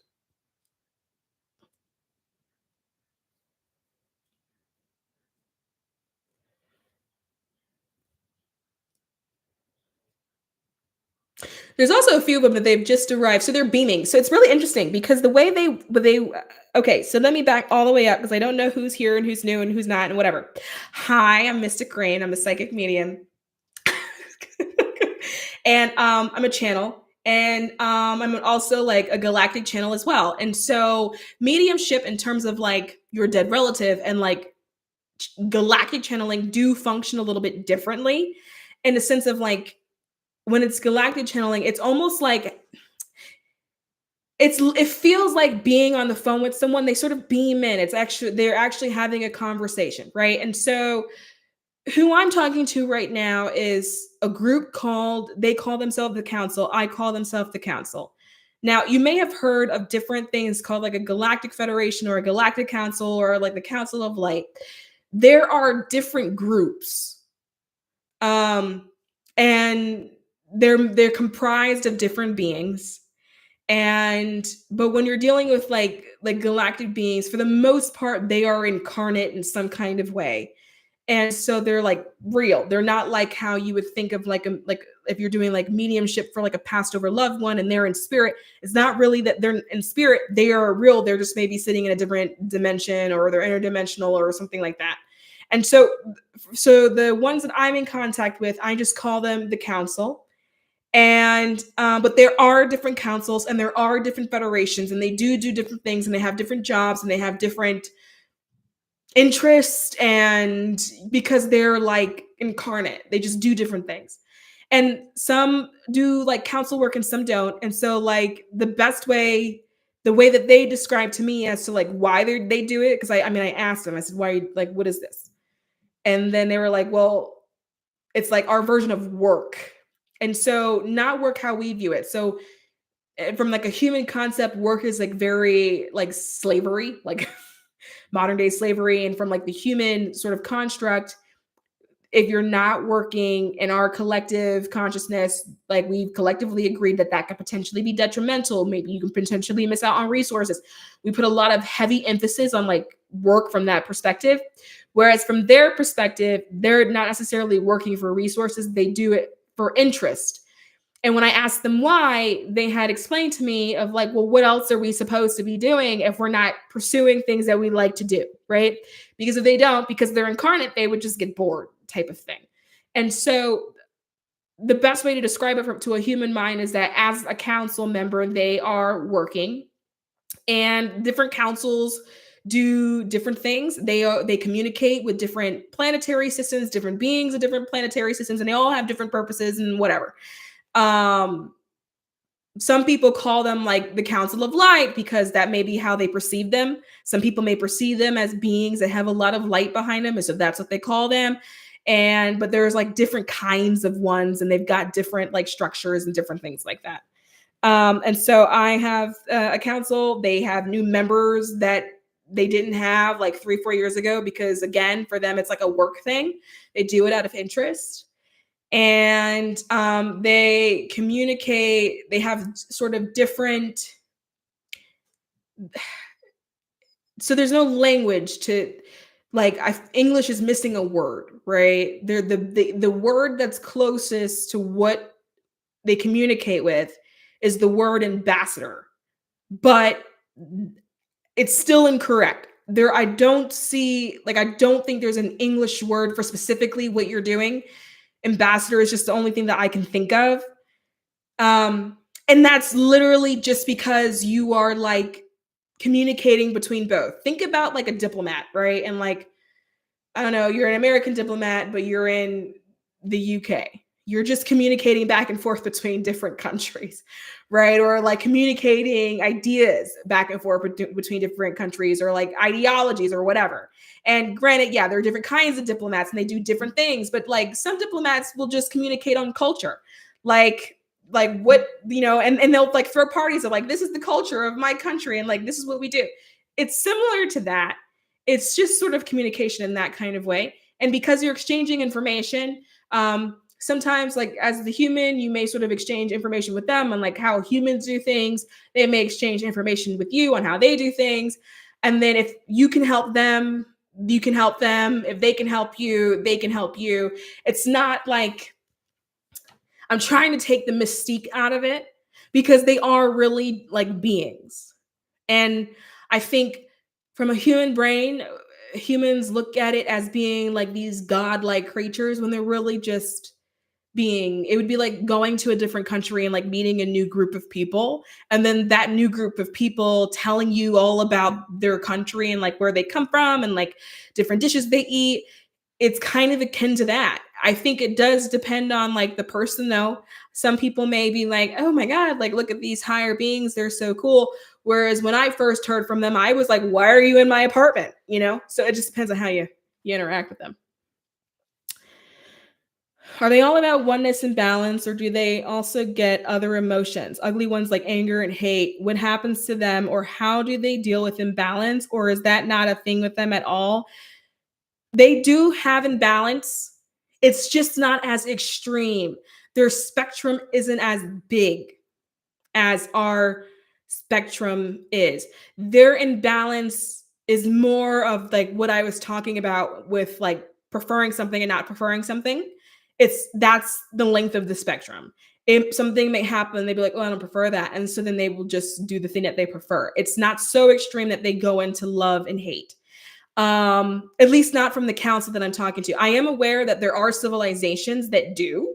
So, for example, I think there's sort of like this narrative that humans are the only ones that are like barbaric. That's not necessarily the case. There are other like civilizations that like are in that space of like their own growth and evolution. But the ones that are a part of the council, they don't do that. They are more there's an imbalance. They can feel imbalanced and out of whack, but it's not as severe as how we would experience it. It's more of a prefer and like don't prefer type thing. Do they ever incarnate to Earth? The ones on the council are saying they haven't, but they do like watching it. Um,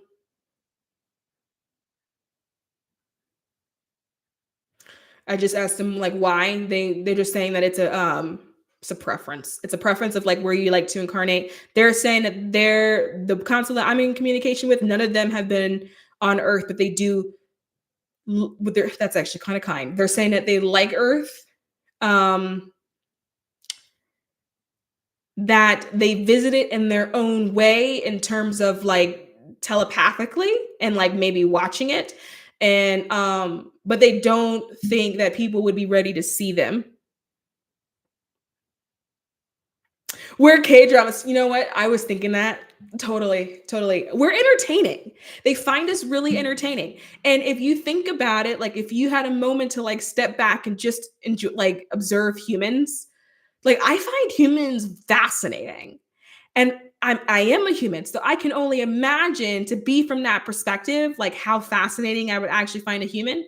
Because from that perspective, I'm like, why are you doing all of this? Like, you don't actually have to do this. You don't have to be this miserable, but like you just keep going that way. Like, why are you doing that? I would be so fascinated by it. They find it fascinating, they find it entertaining, they like to watch, and they're saying that they just don't think that humans would be ready to see them physically, but they do enjoy that if it was like possible to like visit that they would. It's not that it's not possible, they just feel like it would create more havoc than they would care to have. They're not interested in like the havoc of it all. But they do like to watch, and they do like to like bell in their people that they communicate with.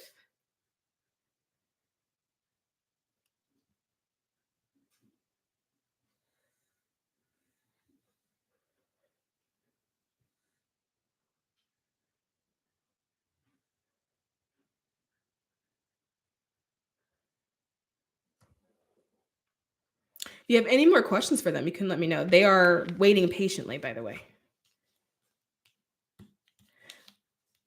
Let's see. Okay. So what was I go banging on about before I got into that tangent? Okay. Where we were from the beginning. We'll do this and then we will wrap up. And then like we'll wrap up with our legend and our lesson, but just really quick. I'll just repeat this one more time. So it is essential to have a clear, strong, it's essential to have clear, strong intentions of what we desire, but equally important for us to detach from the outcome. And I think that that's the hardest part for a lot of people, trying to figure out how to let it go. But for me, it's just about understanding that holding it is not helping. If you holding on so hard to the outcome worked, you wouldn't be thinking about it anymore because it would have already sort of manifested, right? Like you have nothing but evidence that holding on to it doesn't actually work.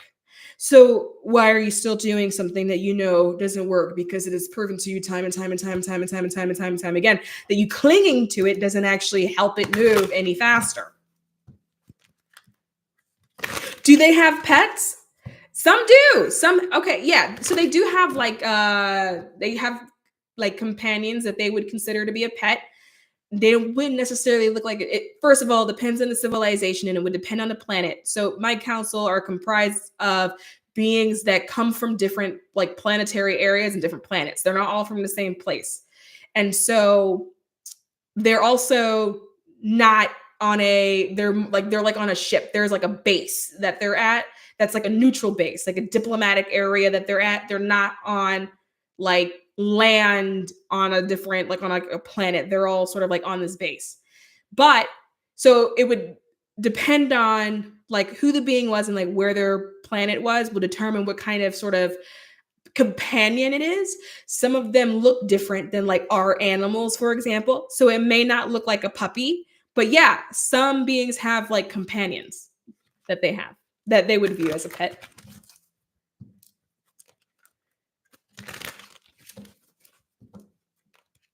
K-dramas remind me of romantic relationships. I mean, honestly, can I have a real moment with you guys? That was how my last name became Kim. It was because of K-pop and K-drama, and suddenly I had a new type. Like I can't, like it was, and I always joke now with my husband. I feel like I live in a K-drama.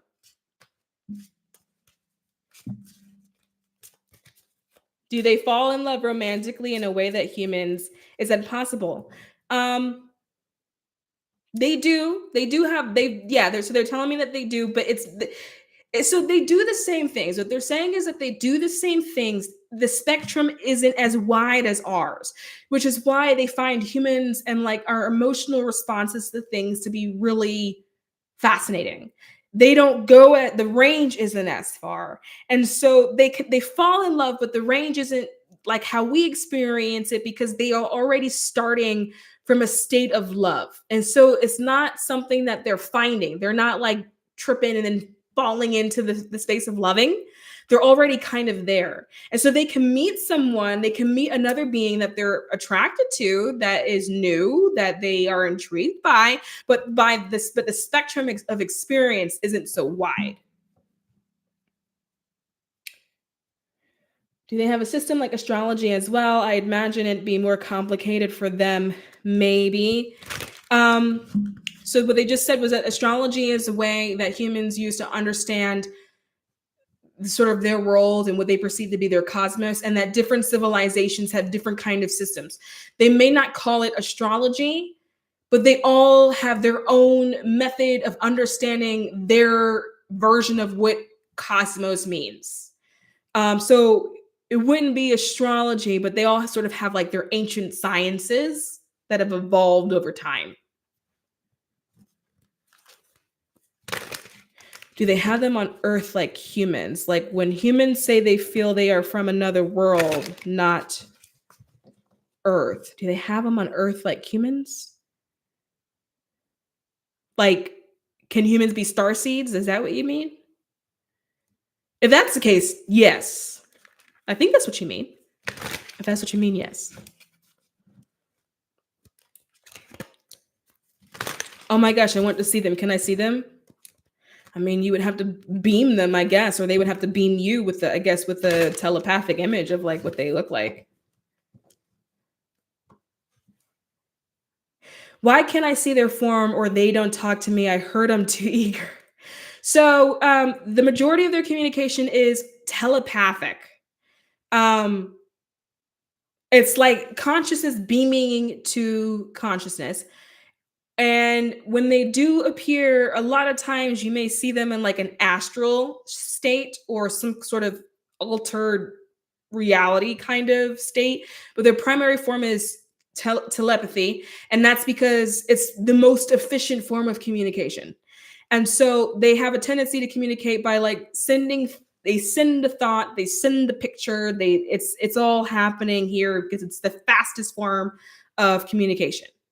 Um, in terms of why they don't talk to you, well, one, they may not want to talk to you. That's possible. You have to remember that they are also beings that are incarnate. That's like somebody calling my phone like 3 times and then me putting my phone on do not disturb because I'm just like not in the mood to communicate. You know what I mean? Like, so that could be a part of it. It could also be a telepathy thing that maybe you're not picking up on the frequency.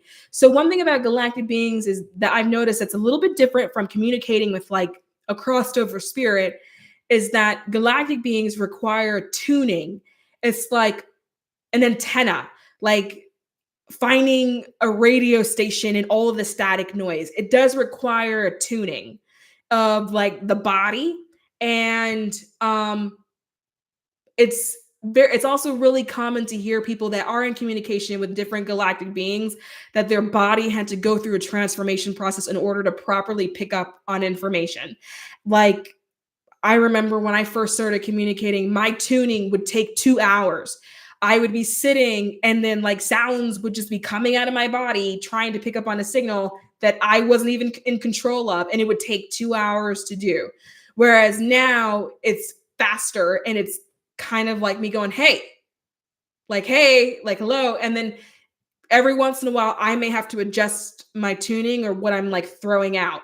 So for example, one of the beings that I'm in touch with, I call him Bluey, literally because he's blue, and he doesn't have a name. And the reason why he doesn't have a name is that a lot of them don't have names. Um, and when I asked why they don't have names, they said that that's just not how they communicate. That they communicate through telepathy. So when they want to get another one's attention, they think about them, and then they sort of like telepathically ping them the idea that they are trying to communicate. And so that's how you know someone's like calling you. They don't have names. And so anyway, Bluey doesn't have a name, but he's letting me call him Bluey because I need a name. And but prior to naming him, he tried to explain to me how to get in contact with him.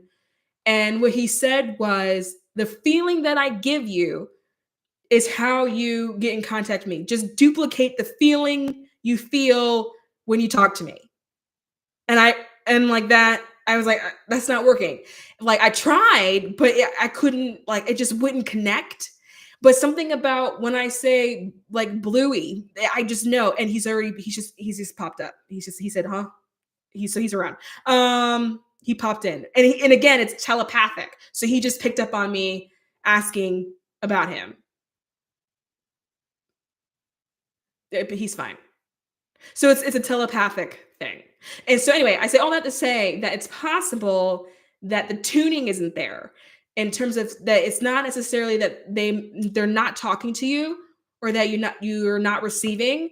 It could be that you are not on the same radio stations. Or like, think about a walkie-talkie, right? What channel are you on? Are you both on channel 2? It could be a situation like that.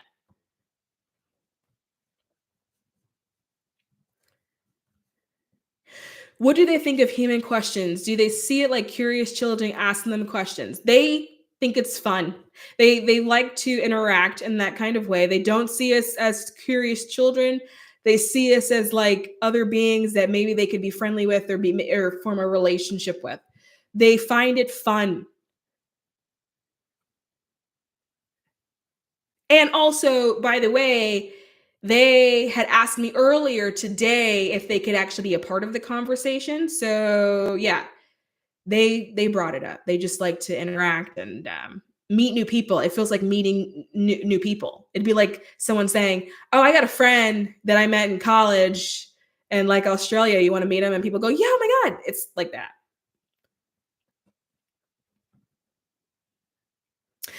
Oh my god, Christina, the skincare tip. I'm telling you.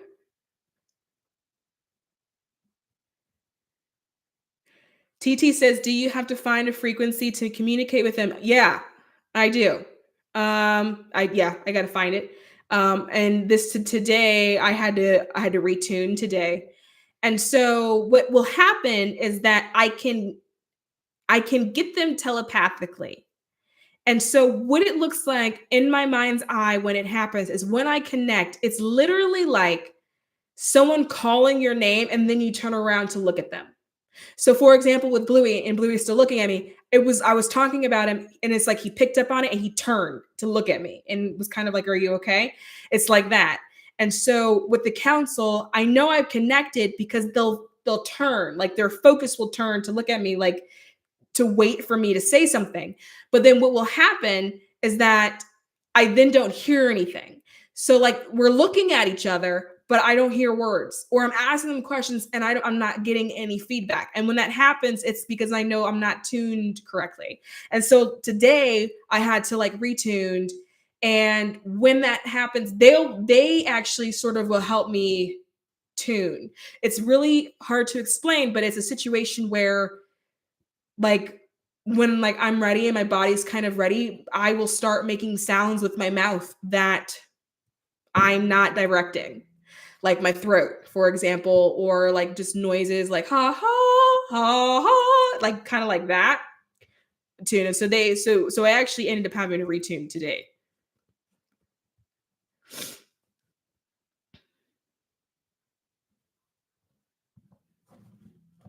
Do they have any tips for best practices for astral projection? So astral projection, like a tip would be, they're saying that you can use the tuning tip. That astral projection is like being at a different area on like the radio. So again, like you're tuning a radio, you're going through all that static, looking for a different station, right? Think of astral projection as you doing this and you end up between two stations. So like you can hear the station you just left as well as the new station you almost got to. You're somewhere in the middle. It's about changing your understanding of like what you're actually doing and where you actually are, right? And so you're in the middle. And so work with the idea of being in the middle, they're saying. When you go to sleep or like you are resting, they're saying work with the idea of being in the middle of sleep. So that state between being awake and being asleep. If you are meditating, work with the idea of being in the middle, of being like fully woke, but then also being in sort of that meditative state, that middle space. Start playing with the middle. They're also saying that a lot of this is separate from astral projection, but now they just got tips. They're saying that a lot of opportunities in life you can bring to you by operating in the middle space. Like have gray become a concept for you. Humans regularly operate in like white and black. They say start making areas of gray. So whenever you feel like you start running up against a wall, or maybe you're having a bit of an inconvenience, start asking yourself, where's the gray? Start looking for the in between. Start seeing the things that other people wouldn't see. Start looking for things that are in the middle, because that's really what the astral state is. You're just in the middle. It's not like a state that exists and then it doesn't exist. It's always there. It's just in the middle. And so if you start training yourself to see gray, areas of gray in situations, areas of grays and circumstances, different things like that, you start retraining your sight to see in the middle. Oh, that's quite nice. It's the first time I heard that.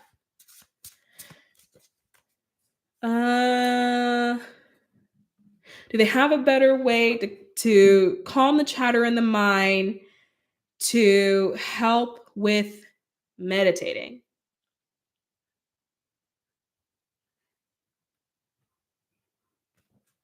I don't know if it's helpful from a human perspective.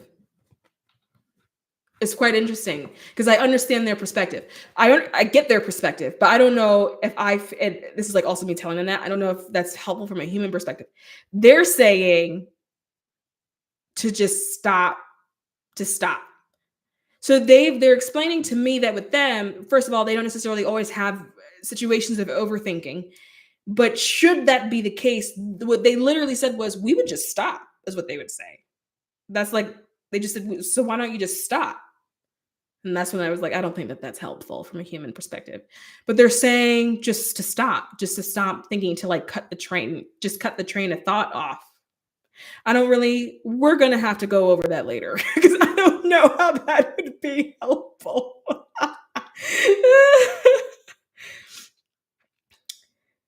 So I see dragons a lot in the clouds. I even saw a type of reflection in the fog one day when I was upset going through a night shadow. Do they work with them, or are some of them a type of dragon? So the people that are part of the council I work with, there aren't any dragon type.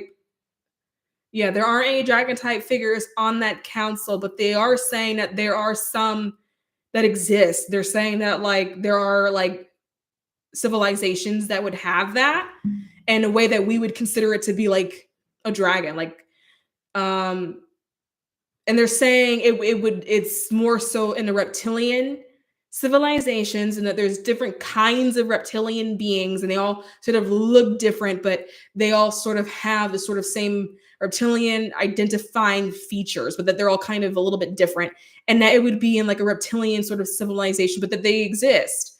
Um,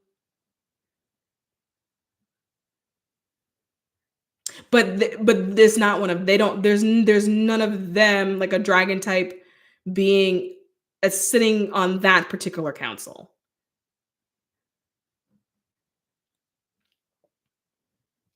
I definitely have telepathy, the telepathy part very strongly, but I listen to your story about your sister and I've heard other people's story. I haven't received it that way. The f- I see the orbs and feeling. Well, I think everyone is a little bit different. I don't It's not necessarily how you perceive it, as long as you got there. I think different people need different things in order to get there. Some people don't have to go through like someone passing away. They just see it naturally on their own. They don't have to have an experience of so much resistance in order to finally get there.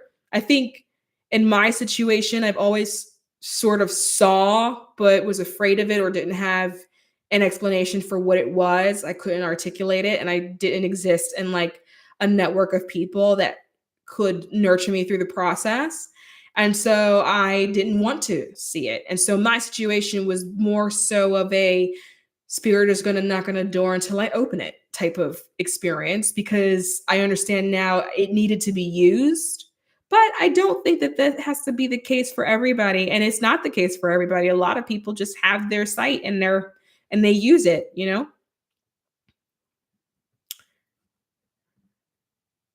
I can close my eyes and see where they are in the room, but only a shadow. I do have one that gave me his name.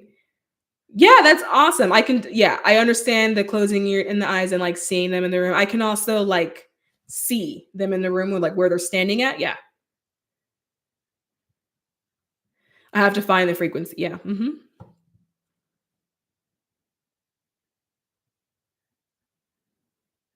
So for my council, they're saying that none of them are there. So interesting enough, I asked them like where are they from and like what would they call it, right? And then I also asked them, um, do they work with like beings from like other planets and like what are those other planets are called? And where I got stuck, and I suspect that this is me, and this is like a tuning thing that I got to figure out, is I couldn't get the names, and the way it translated for me was that what it's called would have to somehow be translated into language, and then that language would then have to somehow be translated into English. It would have to go through so many rounds of translation to be a word that my mind could conceptualize, that I can't currently do, or I feel like it's just really hard right now. And so I don't get it. That's like when like we can be in like full blown conversation and then I'll ask them for like the planet and then it just goes silent. And like they're looking at me and I'm looking at them, but like I just can't get the name of the planet. For example, the council, they have one planet that they work with, because I asked, are there any ones that are close to where we are? And they said there's one planet that they work with that's in the middle of Neptune and Pluto. So if you go halfway in the distance, and the way they said it to me was they said, go halfway between the two and then make a hard right. And then I was like, well, what does that mean? Because everything orbits and it's an ellipsis. And like, really, what's a hard right? And they were like, just go right. And they said, you just go right. And they said that there is one sort of in the in between space that is on the outskirts of like our system that has life that they communicate with. So I had many dreams as a child interacting with these beings, and I remember them being lights. And now when I meditate, I feel the same lights that are friendly surrounding me, like complete protection. Yeah. So yeah, that's a thing. So a lot of when I was a kid, I had a lot of imaginary friends that I would play with all day and I would talk to them all day. And some of them I would see in my dreams every single night. And I had times as a child where a family member would come into the room and they would say, who are you talking to? Because I would be in full blown conversation. And it wasn't until I got older that I realized that, like, them, I was talking to my actual friends, my planetary friends, my spirit friends. Yeah. And they always stuck around. I have one like main spirit guide that was like that I used to dream about all the time as a kid. And as a kid in the dream, we would always meet on like this beach, on like this pebble beach. And then I had my window of like not doing anything spiritual and not seeing because I was afraid. And then when all my sight sort of came back, he popped up again and was just kind of around. But I thought he was like this new spirit guide because I was like just now getting into spirituality. And it wasn't until I started doing like Akashic work of like accessing my records that I saw him in my records, and he smiled and was like, "So you remember me now?" And I was like, "Oh my God, Jeremy." I was like, you little sucker, you. His name is Jeremy. And he's a redhead. He's very tall and he's fair skinned and he's a redhead.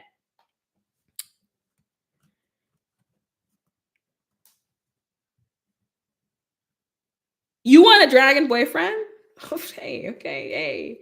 I mean, they sound like they could be a little bit of fun. I'm not going to hold you. If that's what you want. Okay. Enjoy yourself. Enjoy yourself. Mm-hmm. Anyway, how long have we been? Over 2 hours? Oh my God. If you're still in here, can you like the video? We're going to pull one final card. We're going to get one of these messages, whatever the medicine is for the night. And the council is going to beam themselves back up. They are waving and they're saying bye. And they're smiling and they're laughing and they're like, ooh, that was fun. They're waving bye and they are sort of fading out. Yeah. So they're leaving. So we're going to close this out.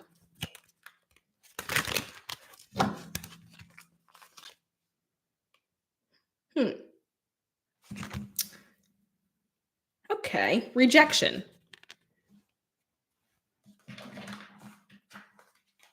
I'll go live again next week. And if the council wants to make an appearance, they'll make an appearance. We'll see. This is actually the first time I'm like working with the council in that kind of way. And it was interesting because the council and I had a conversation about would we do that? And if we did do that, what would it look like? And logistically and whatever. It was actually a thing. Like we were like logistically, like how do we communicate in that way? If they want to. Yeah, but I'll also just go live next week too. Same place, same time. Okay, so our final words before we all go to bed. All right. Rejection. The legend. The artist is summoned for jury duty, but they won't use him. He doesn't fit their concept of what a juror should be.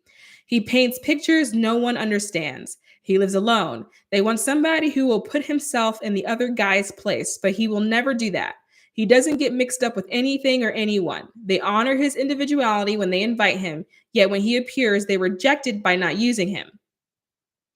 You don't have to be on the inside track. Be true to yourself and you will not be unhappy. Rejection is spirit's protection. And then it says key ideas, others' approval, unsupportive environment, working alone, arrival of a teacher. So the meditation that comes with it is imagine divine ivory light filtering down and encircling you. In the distance, the ivory tower beckons. You reach the castle and the drawbridge slowly lowers. You enter the castle grounds and come to the tower. At the top of the stairs is a door. Inside the place of no judgment, you have finally found your way home.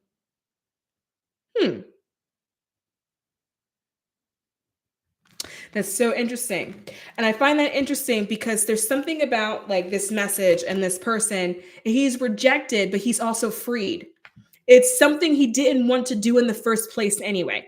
He didn't want to be a part of the jury duty anyway, and they turned him away. And then what happens in life is that this is the thing. We start this path of pursuing our own happiness, pursuing our own joy, pursuing our own fulfillment. And then we have little moments where we interpret it as rejection instead of looking at it as it being freeing up our time, freeing up our space to actually go and turn our attention to something that we actually do want to pursue, something that would actually excite us, something that would actually bring us joy, something that we would actually want to do.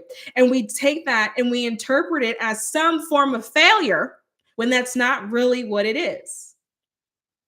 It's another opportunity. It's another opportunity to actually do the thing that we actually originally wanted to do. So we're going to leave it there.